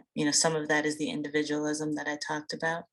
Some of that is that we also really get socialized into vengeance and punishment as responses to harm, and kind of undoing that impulse to immediately go for kind of what's the most thing I can do to this person to let them know that they hurt me, gets in the way of holding people accountable, because sometimes the rush to vengeance erodes the possibility of having somebody in a more accountable process. Our norms of punishing someone when they've done something wrong really get in the way of accountability. It's a matter of incentives, right? So if you own up to something and then everyone's going to agree that you're a terrible person and you're not allowed to be around us anymore and we all hate you, why would you do that, right? And that starts as children, when if you are bad or do the wrong thing, a lot of times you're punished. And there are alternate ways of raising children that are about the fact that children have agency, children can consent, children can practice autonomy. And I think that that kind of works against that thing that a lot of people are socialized into, which is kind of a punishment and blame mentality that really feeds into justification for incarceration, right? Because if people who do bad things are bad people and need to be kept away from the rest of us, then why would you own up to being one of those bad people who had done a bad thing? One of the first things that needs to be there in order for folks who've hurt or abused somebody to actually admit that they did it and work towards resolving the harm is we have to make it more worth it for them to admit what they did than it is for them to lie and deny about it. As an abuse survivor, as a survivor of childhood sexual abuse specifically, I can say that it's endemic among survivors. Like, most of us have the experience as survivors of the people who've harmed us being like, you're crazy, that didn't happen, blah, blah, blah, blah, blah. There are a lot of people who honestly are like, if I admit that I did this, my life is over. There's no way back. I'm going to lose absolutely everything that I have. I will have no friends, no community, no job, no home, nothing. And they're not wrong. I would say, especially for people who perpetuate childhood sexual abuse and harm, but also for folks who do other forms of harm. I was in a Generation 5 training years ago now that stuck with me ever since, where the facilitator was like, okay, so what mechanisms out there exist? She was like, okay, what do most survivors want? And everybody was like, they want the person who harmed them to admit that they did it so that we can stop feeling nuts. Like, am I remembering this wrong? Blah, blah, blah, blah. And she was like, okay, great. What is there out there in society that supports people for doing it? Like, not giving them a cookie, but being like, hey, we're really glad that you were honest. And here's where we go from here. And there's dead silence in the room. And I was just like, right. When there's not models that people know about, that's like, you can say that you did something bad and you will not be rejected forever. You can actually make repair and there's still a place for you in the community. No one will do it. And the times that I've seen people who've caused harm actually admit it has been when it's been like, hey, you fucked up, but you know what? You're not the only one. And there's actually a road back if you'll admit what you did. And if you can like move towards listening to what the survivor and their supporters are asking you for and do the work. What would it look like if accountability wasn't scary? Accountability will never be easy or comfortable, but it also doesn't have to be scary. And I think right now we live in our culture, in our society, we use accountability almost as a threat, right? And people are scared of accountability, and people aren't even as scared of doing something wrong as they are being caught and maybe then being held accountable, right? But what if accountability wasn't a scary thing? What if it was something that was actually looked at as an opportunity and a place for growth and something that was generative?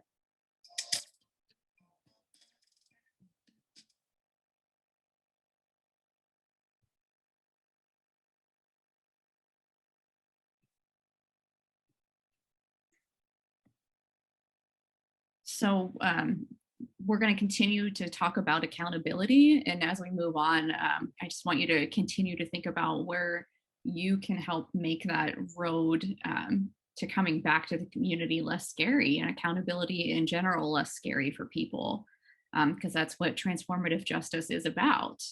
And when we offer the person who caused harm a space to unlearn their hurtful behavior and access to the community, we're actually helping make sure that hurt doesn't happen again.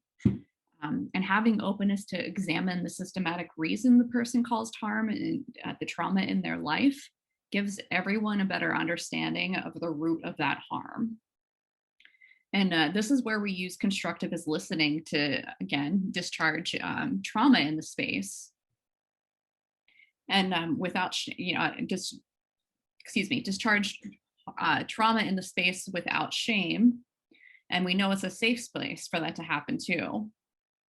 And we give the person who caused harm a chance to face their patterns outside of isolation, because again, we learned that oppression colludes with isolation. And with the nature of human beings model, that hurtful pattern wouldn't have formed to begin with if they weren't hurt in some way themselves first. So it doesn't excuse the hurt that they caused, but it lets us all examine where healing needs to take place for that person. Someone who may have been socialized that a certain behavior is okay, or that they're acting out in protections of themselves because they were hurt similarly in the past. And when oppression starts for us as children, the harm they experienced could have happened very early on in their life. And after that person gets a better sense of why they would cause harm in the first place, it's a lot easier to take accountability for present hurts. So as the present hurt is further unpacked, and we're also able to get a look at the current day factors contributing to the re-stimulation of that hurtful pattern. So it could be that material, social, or emotional needs aren't being met, and some of that is causing re-stimulation. The person may have been having a hard time just surviving in the literal sense too. And when we ignore that the person who caused harm is a human and also has needs simply because they messed up, then we're not actually seeing them as a full person, and they won't get to show up for us as a full person, giving full accountability. We have to come at asking for accountability with love and deep understanding, because we can't actually force someone else to be accountable. This is a process that they engage in, and then they're able to be accountable on their own timeline, and then they truly understand what they are being accountable for and how they're going to be accountable. When it comes to sexual violence or other forms of abuse, and other extreme violence, we often want to stray away from the person and put ourselves to the side and say that we're one of the good guys. But in order to truly help that person and the full community, we have to build a relationship with the person who caused harm and help them address where their pattern came from. If it's obvious by their behavior that their current support system isn't working, you can't expect that they'll suddenly fix themselves when they're stripped of community and a sense of belonging, period. This isn't asking anyone to agree with harm that that person caused, but it is asking for you to empathize with them, and that they're a real person too, and that they have needs that weren't met, and that the traumas are the things that actually cut their golden circle. Because the truth is, we all cause harm, and each one of us take our turns being the person who caused harm and the person who was hurt. And all of us are fallible, and we need to normalize that, and that's okay. None of us is instantly changed, and it takes time to change behavior. This is that forming new neural pathways that I mentioned. The person who caused harm might not have anyone else in their life that they can actually process with normally, or they don't have a sense of a support system. So it might take that person time to open up to someone fully and to get into the habit of sharing intimate details or accessing that part of their brain that they'll reach for and be able to handle uncomfortable emotions. So again, we still want to keep the harm that they did central and have them understand the impact they did, but we need to allow time to get there. We're putting our belief in someone else that they can change, and in turn, we're putting belief in ourselves that we can also change. So if you find yourself at a point of not being able to see the person who caused harm's goodness, or you're over re-stimulated yourself by the harm that they caused, then this isn't your responsibility to handle, and it's okay that this isn't your work to do. You can find yourself a dyad buddy to go work on the restimulation you're feeling around the hurt the other person caused, and let other people lead the accountability process who have more flexible thinking in the situation. If you can see a vision for the person's future and hold space for the idea that they can cause less harm, that's where you would want to engage in the accountability process. So now we're going to go ahead and take a break and do another dyad. This is going to be our final dyad for the workshop. So this one is going to be a little bit longer. This time we're going to practice, when is the time that you've been hurtful to someone? Or what event or actions from your past do you think contributed to causing that hurt when you were hurtful to someone? We're going to give 7 minutes each. Somebody had to go and take a break, so it looks like we should have even numbers. So we're going to go ahead. I'll get everybody ready to get into breakout rooms. Again, 7 minutes each for each speaker. All right, welcome back, everyone. Does anybody need a clearing question or anything before we move on? We all doing okay? All right. So now that we've looked at some of the obstacles to accountability and have some of the tools and framework to work within, we're going to look at the different ways that we can apply these accountability methods. So we're going to talk about how we can use the constructivist listening tool in accountability processes between two people, with a mediator and in a group setting. Here we go. So for a one-on-one discussion, we would use the constructivist listening tool and do one-on-one for less serious harms. And in less serious harms, a one-on-one discussion with using constructivist listening dyads could be sufficient enough for accountability. You would want to use mediated discussion if you would have an impartial third party come and join and support the session in the healing process. And that would be to help track accountability conversations, offer guidance on next steps, and just to be there as an additional physical and emotional support for both people. And in cases of severe harm or violence or abuse, this is when you would want to actually rely on group accountability. And that would be a combination of one-on-one and mediated discussions outside of a group discussion with the community to evaluate that healing process. And when we use constructivist listening in our accountability processes, this gives unisolated space for the person who was harmed and the person who caused harm to process. They also get uninterrupted space to both be heard and believed, especially the person who was harmed. They really need to be believed that they're as hurt as they say they are. This also gives uninterrupted space for the person who caused harm to think through why they caused harm and how oppression contributed. And this is also no pressure space to process in their own time. Because as we talked about, not everyone who is hurt will be ready to apologize right away. Or and the person who was harmed might not know what they need right away. Or they might not be able to quickly work through their anger, grief, and heartache. We need to let the person who was hurt take the time they need to make it through the process without expectation that they should be feeling a certain way by a certain time. We may have our own idea of what we think accountability for that person should look like, but that's just determined by the person who was hurt and the person who caused harm. The person who caused harm will get to the root of why they caused the harm on their own and on their own terms. We cannot force that out of them. And so also with constructivist listening, when we go into these sessions, we believe the person that was harmed is as hurt as they say they are. We go into the session believing that the person who caused harm is good. So based on the nature of humans beings model, everyone who was born good, loving, intelligent, zestful, proud, and curious. At some point, the person who caused harm was hurt, and this is why they are perpetuating harm. It's due to unexamined trauma. And if they wouldn't have been systematically set up to hurt and to have tools to process that hurt, they would have done better if they could have at the time. So we also go into the session knowing that we're in a space where messy processing of old patterns is allowed, Because again, this is practice.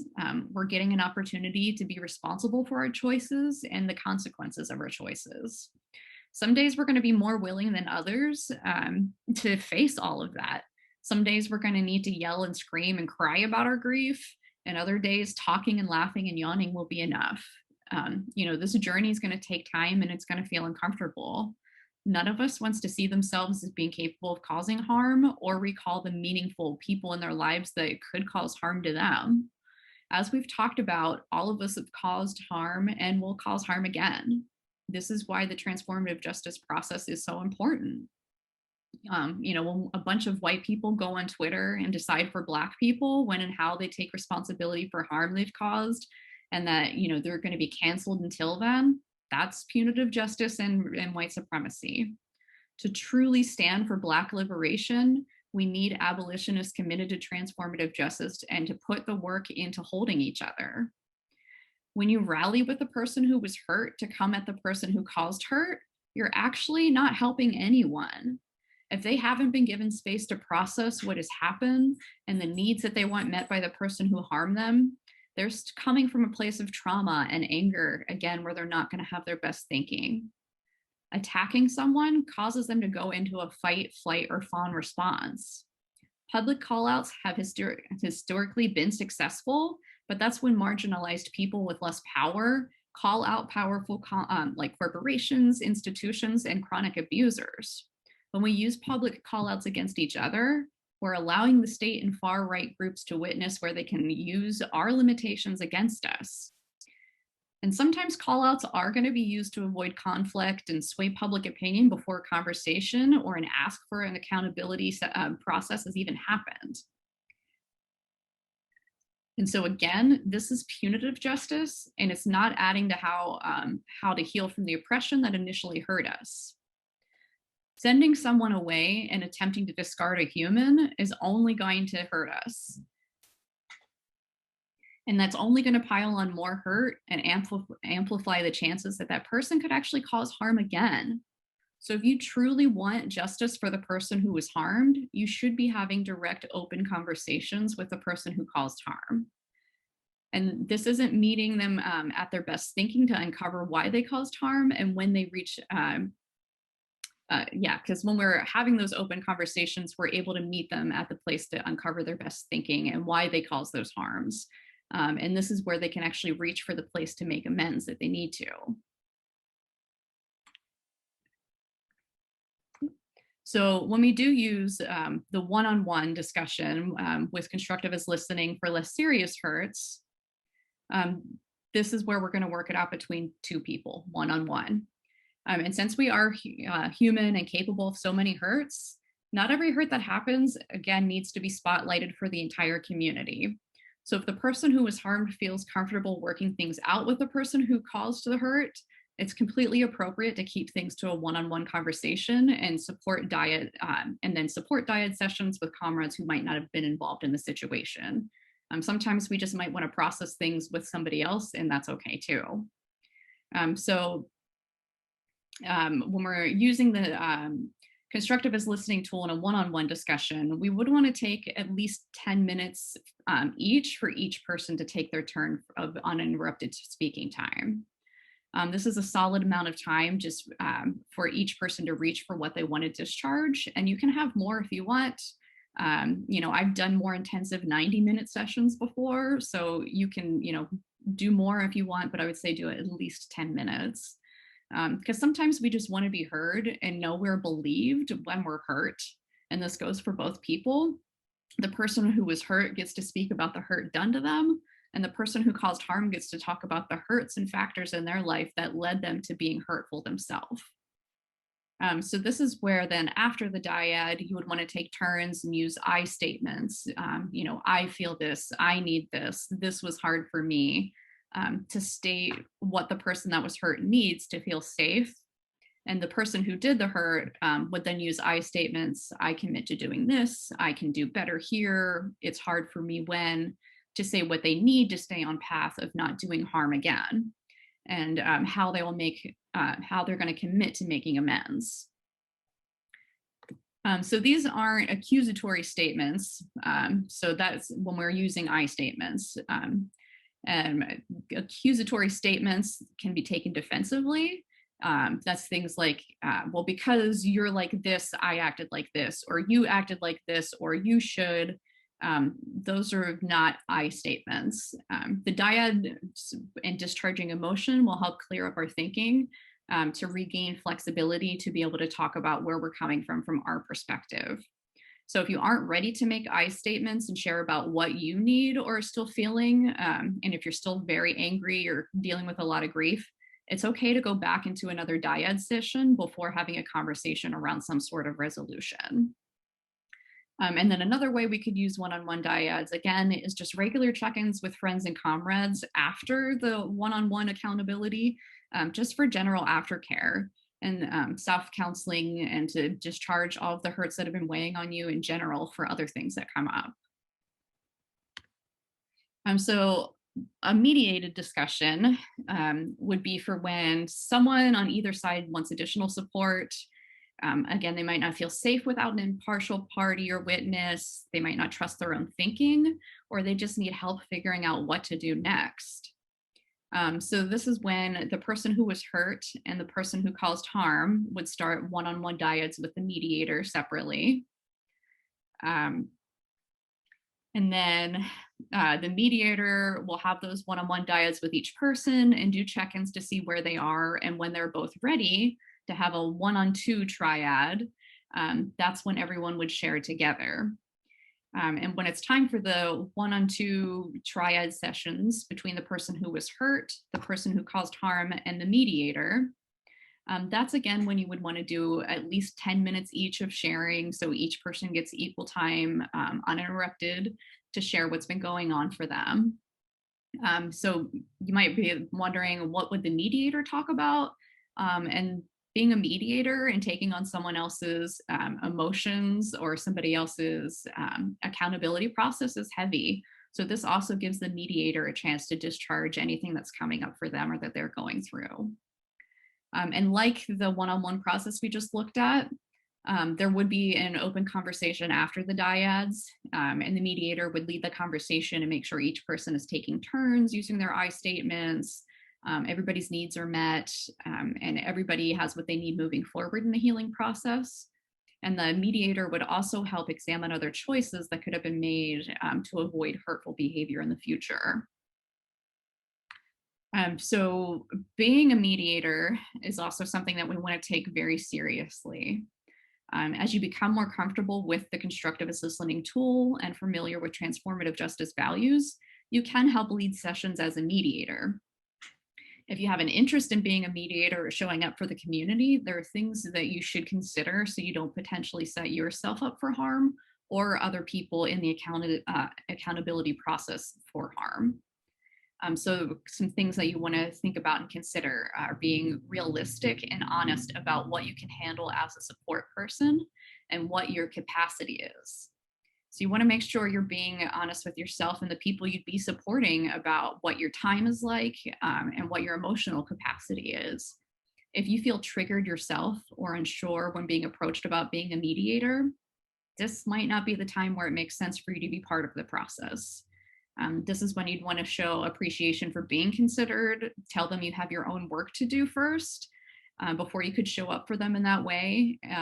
You maybe suggest somebody else to be there for them in that mediation process, and then go find your own dyad buddy and process what's coming up for you. Because being a mediator is not going to be for everyone. And if this isn't your work, again, it's okay to ask for help from people in the community who are doing this more regularly or already have the skill set built. Amber from Spirited Justice or PDX Care Collective are examples of people to follow or reach out to who are doing this work currently.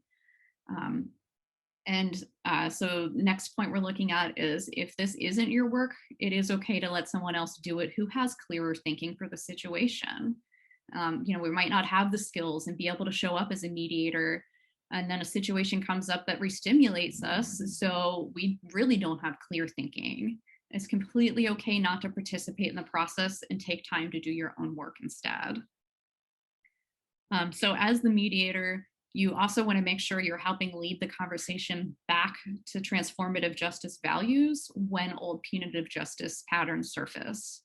If the person who was harmed offers solutions, like they want the person who was hurt to be kicked out of the movement, fired from their job, or punished in some way, that's where we'd want to lovingly challenge where their thinking is coming from and guide on back to TJ. And that's where we know we're going to get the root of where the hurt came from, and we're going to be able to address their needs. Asking questions like, what does having them leave town actually accomplish for you? Are you scared that they'll hurt you again? Is it too hard to share space with them then, with them at this time? Responding to them on what their needs are currently, instead of just going to the punitive justice response because it might feel easier than challenging them to go to transformative justice. So the last thing is you want to also help the person who caused harm identify other choices they could have made in that moment to avoid repeating harm. So the mediator would help the connections of where harm happened and what oppression is weighing on the person who caused hurt. So we're getting to revisit those experiences and clean up the residue. And that opens up flexible thinking to see how to avoid repeating that harm in the future.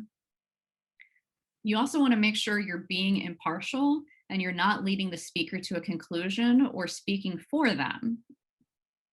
That means not coming into the situation feeling like you are here to get the person who caused harm to fess up at the end of this. When you ask questions, they should be relevant to the situation and to help you help them reach for healing. Questions like, what is your earliest memory of feeling like someone wasn't there for you? What's your earliest memory of feeling betrayed? Is there a time when you can remember someone was rigid or inflexible when you needed them? So outside of the mediated sessions and one-on-one dyads, we can continue with comrades and follow up with the mediator if needed. So the mediator also has an opportunity to do some one-on-ones with someone else outside of the accountability process, and they should make sure that they're doing that so they don't accidentally bring their own unprocessed trauma into the space. We've all experienced trauma and oppression or been the person who was hurt at some point. And because that, being in a mediator role can be triggering when you're hearing other people's stories. Just know that you also deserve the space to be heard and to process past hurts. So before we move into the group accountability, we're gonna I want to take a moment for another short video. And this is about supporting the needs of the person who was harmed and helps us form that framework around holding them to account, holding the person who was hurt accountable to transformative justice. Because as mediators and comrades, we need to be aware of what that can look like in intimate processing sessions and group sessions. And in cases of abuse, violence, and then the more severe trauma we're going to look at, it will be necessary to heal and reflect as a community and to protect the person who was harmed and address the harm with the person who caused harm to prevent any of that behavior from entering the community. So this video gives some good insight into how to best support the person who was harmed and to also keep them focused on transformative justice while they're processing.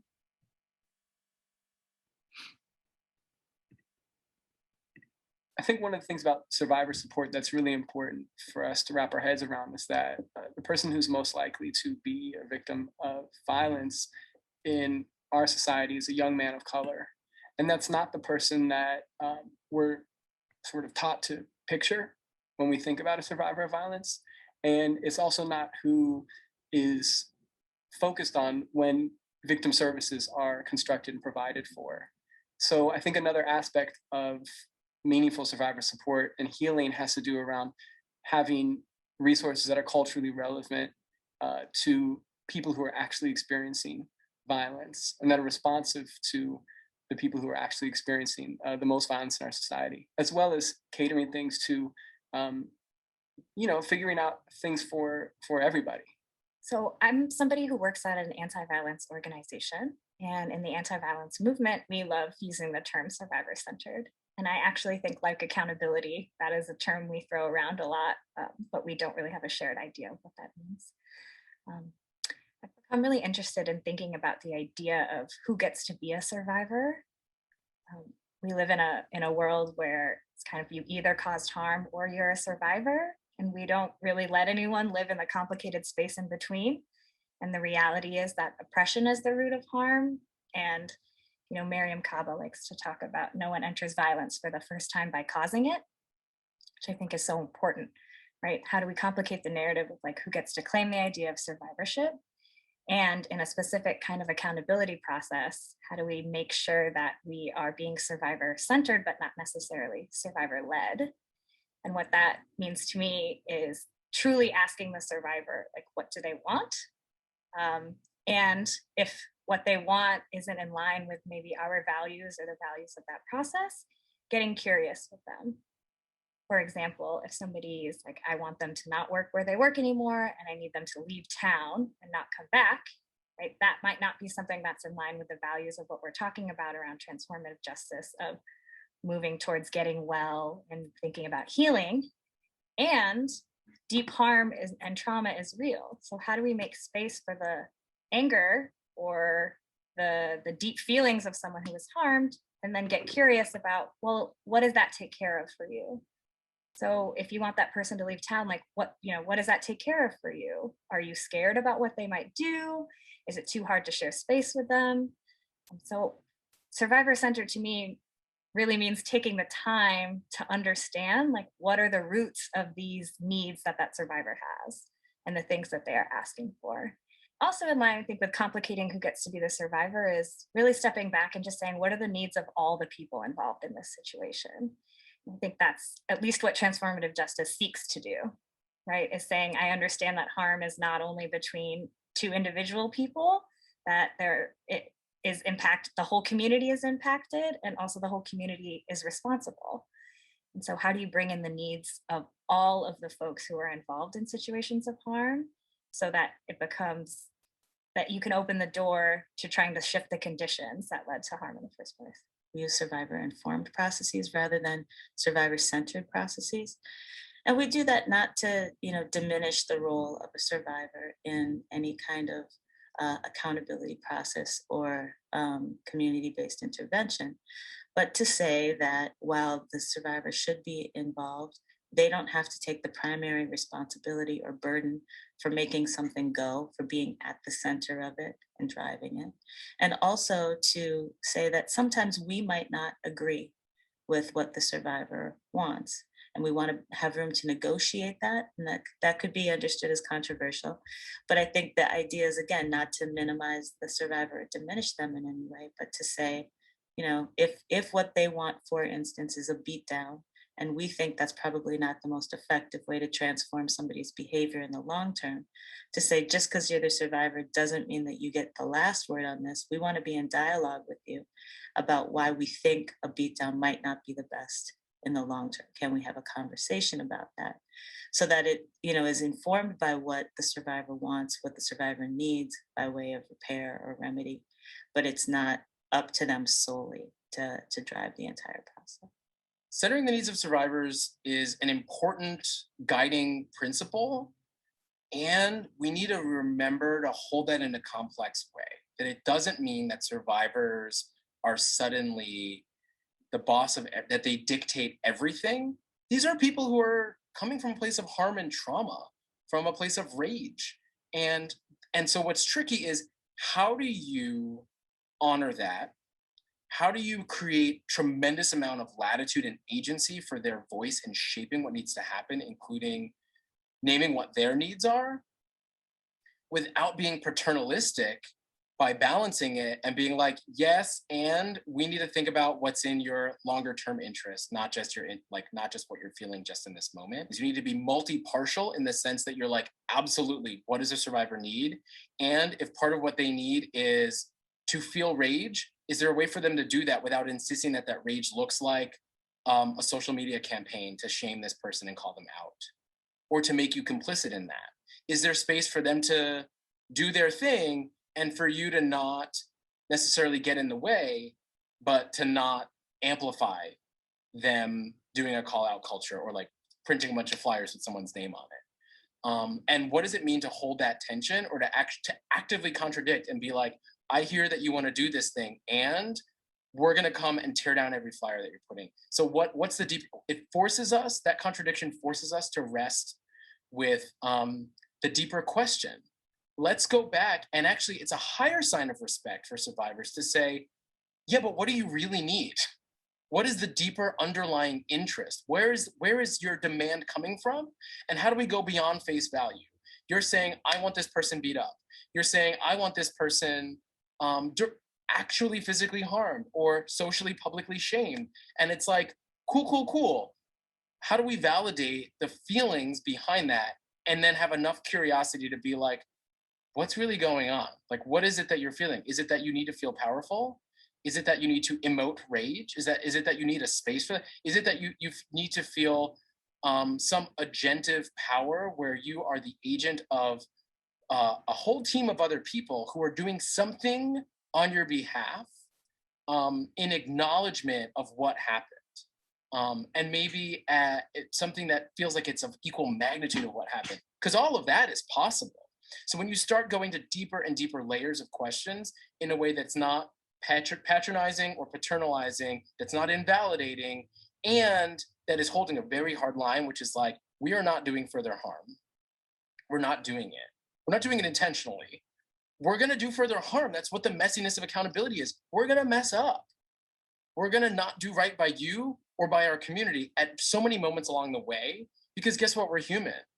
And that's what it means. So how do we constantly come back to what our full intentions are? So it's centering survivors, but that's not to the exclusion of a bigger picture. There's a whole sphere of agency, of design, of intent, of what needs to happen in a process. And saying that survivors are at the center of it is not saying that there's like a walled city and the only game in town is what the survivors are saying and a literal execution of their demands. And so it means we need to have multiple spaces, probably. It means that the people who are immediately responding to the survivor are probably able to fully hold those feelings. And maybe they're able to fully do 85%, 90%, 99% of what the survivor says that they want to have happen. And maybe that's not the same team of people who's holding the bigger picture of transformative justice, of how are we reducing harm? How are we addressing? How are we transforming our relationships throughout this process, and doing it at a pace that's actually going to work for the shifts to happen, including among the person who's caused harm. And so I'm able to say that with conviction because my work I was privileged to be able to work in tandem with a community of people who were really fully holding that survivor support work. And that freed me up to be like, the timeline that you're saying is not in the best interest of this person's transformation. And I am privy to a whole set of information that the survivor doesn't know about the harm, the trauma, the mental health issues, the unstable housing, the survivorship of the person who's caused harm, who's also a survivor of other abuse also. And so, yes, we're gonna be able to get to this place where they're doing that work, and the first word out of their mouth to you is not going to be an apology. And it's not going to be all 10 points in your 10-point plan of what it is that they need to do. And so we as community are big enough to hold contradiction and complexity, but not if we're just saying the three of y'all are responsible for holding the accountability process. That's not big enough. We need to lean into a broader community in order to do that. And Philly Stands Up was able to do that by saying, we're focusing on this side. It doesn't mean we're coddling people who've caused harm. It doesn't mean that we're not centering the survivors. We are. It's just that the bigness, most of our attention of the work and the emotional labor we're doing is around the person who's caused harm, and is it around addressing that, and is centering the transformation rooted in the principles and doing right by the survivor community.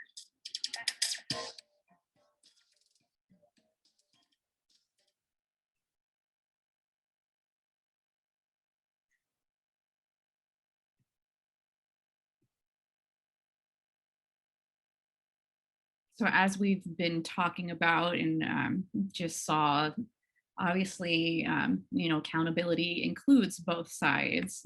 And it is going to include all of us as a community to actually have a successful accountability process. So if you're somebody who's not in the core group of the accountability processing, there are still ways that you can show up and be a support person for the person who was harmed or the person who caused harm. And so this is a list of some of the ways that we can show up and support each other's needs.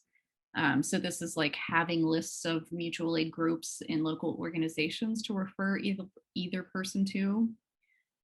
So this is like finding creative ways to help them get their needs met, or just creating more of a support system around them. You can also be doing things like creating care packages and feeding people. So this is making sure that any personal care needs and basic needs are met. And that's just to support healing. And then having these needs met through the community also makes us just feel extra loved and supported. So also another thing you can do is continuous text check-ins, or just some form of outreach to ask the person on either side how they're doing today, and to help break the isolation. And we talked again earlier, I'll say it again, that oppression colludes with isolation. So this is just to help make sure the person who was hurt and the person who caused harm both have someone to share with, and neither person is feeling discarded. Doing things like helping people with walking their dog, or picking up groceries, folding laundry, or doing other tasks that seem easy but are actually feeling hard for the person at the time. Doing things like that can be extremely helpful. Sometimes when we're depressed or overwhelmed with grief and anxiety, doing those seemingly small tasks are just too much to handle. And when we offer their help to do that, it's making a big difference for that person and taking away some of the pressure that they have on them. You can do things like do breathing exercises together, walk together, journal, watch TV, sit in a park. Again, this is to break isolation and spend some time nurturing ourselves through care exercises and entertainment. You can also do things like get them something to write in so they can journal, like a plant, or get them a bath bomb, bake them something, pick them flowers or something small, just again, something to let them know that they're cared and loved for. Getting small gifts also gives the person a small dopamine boost, and just, that they're being thought about. There are a ton of Black vendors around Portland that sell these types of things. And not all of us are going to have access to extra funds, and that's completely okay. So this is where, doing something free like baking or picking flowers, making a card, drawing a picture still makes a big difference for people. And then another one, the last thing on the list, which is really big, especially in cases of abuse, is helping someone like raise funding or find housing if the situation requires it. If you can't take your friend in for the night, get them to safety and send out requests to your networks or to mutual aid groups asking for help.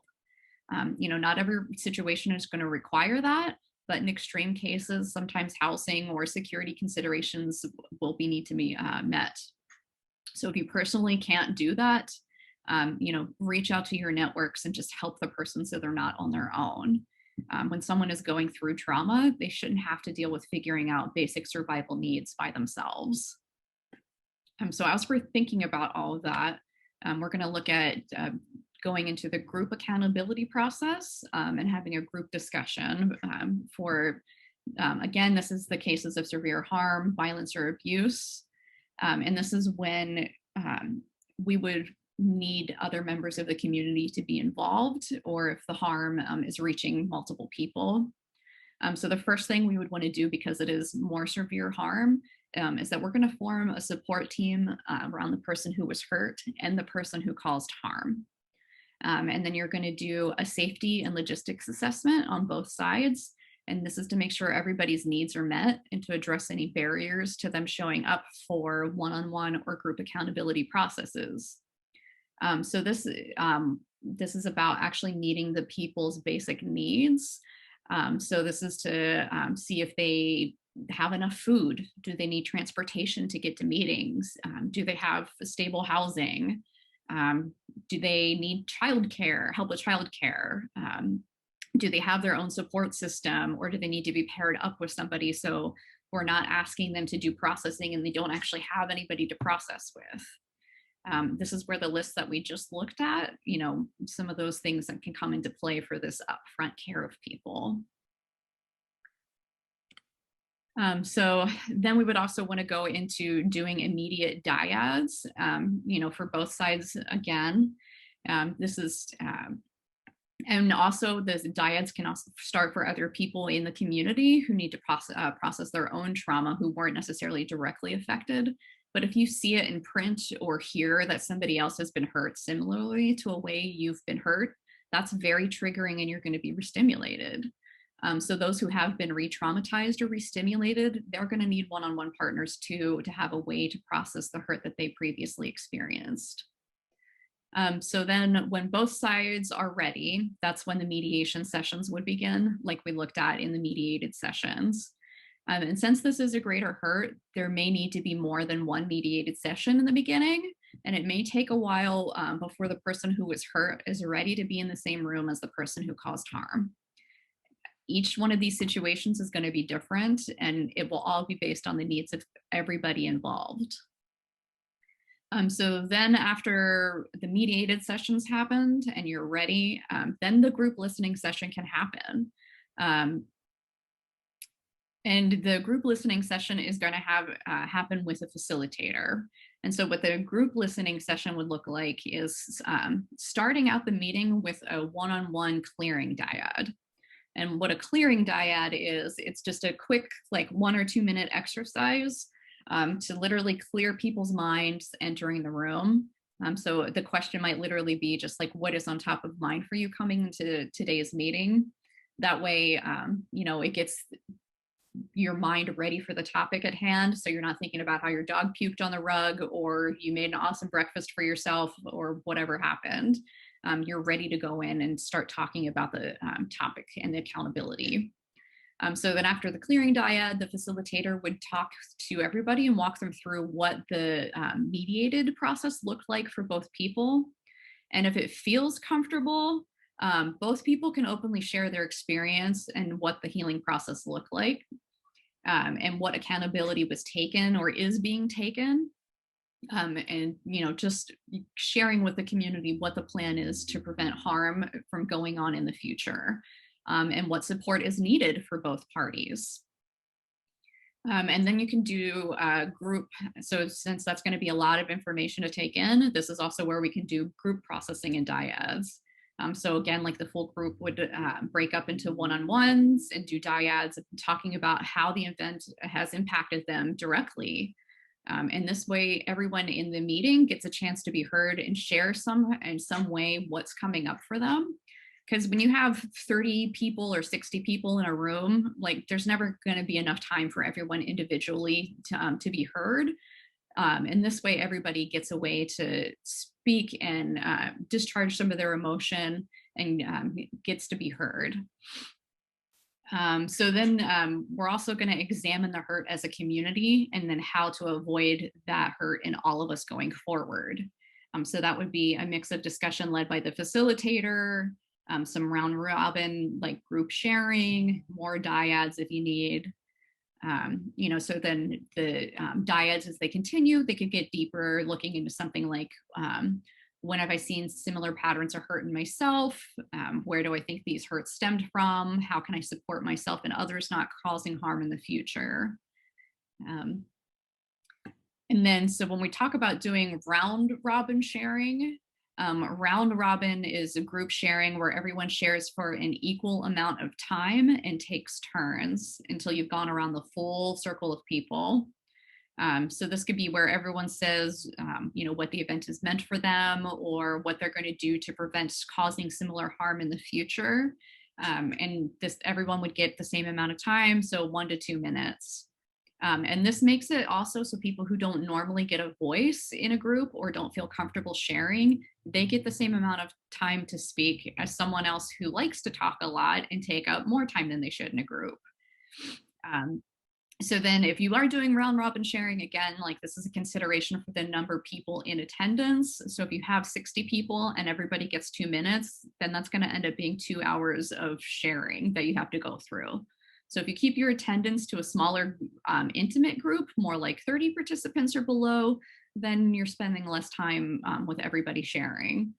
And then to make group meetings more equitable, you can also develop a speaking order or a starting order for your conversation. So that means people who don't normally get to go first or who don't hold the most privilege would get to speak first.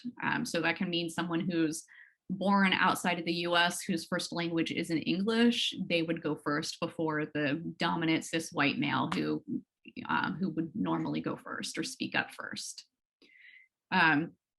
So then what we would do at the end of the group listening session is you're going to discuss what ongoing support is needed for the person who was hurt, what ongoing support is needed for the person who caused harm, and ongoing support for the community.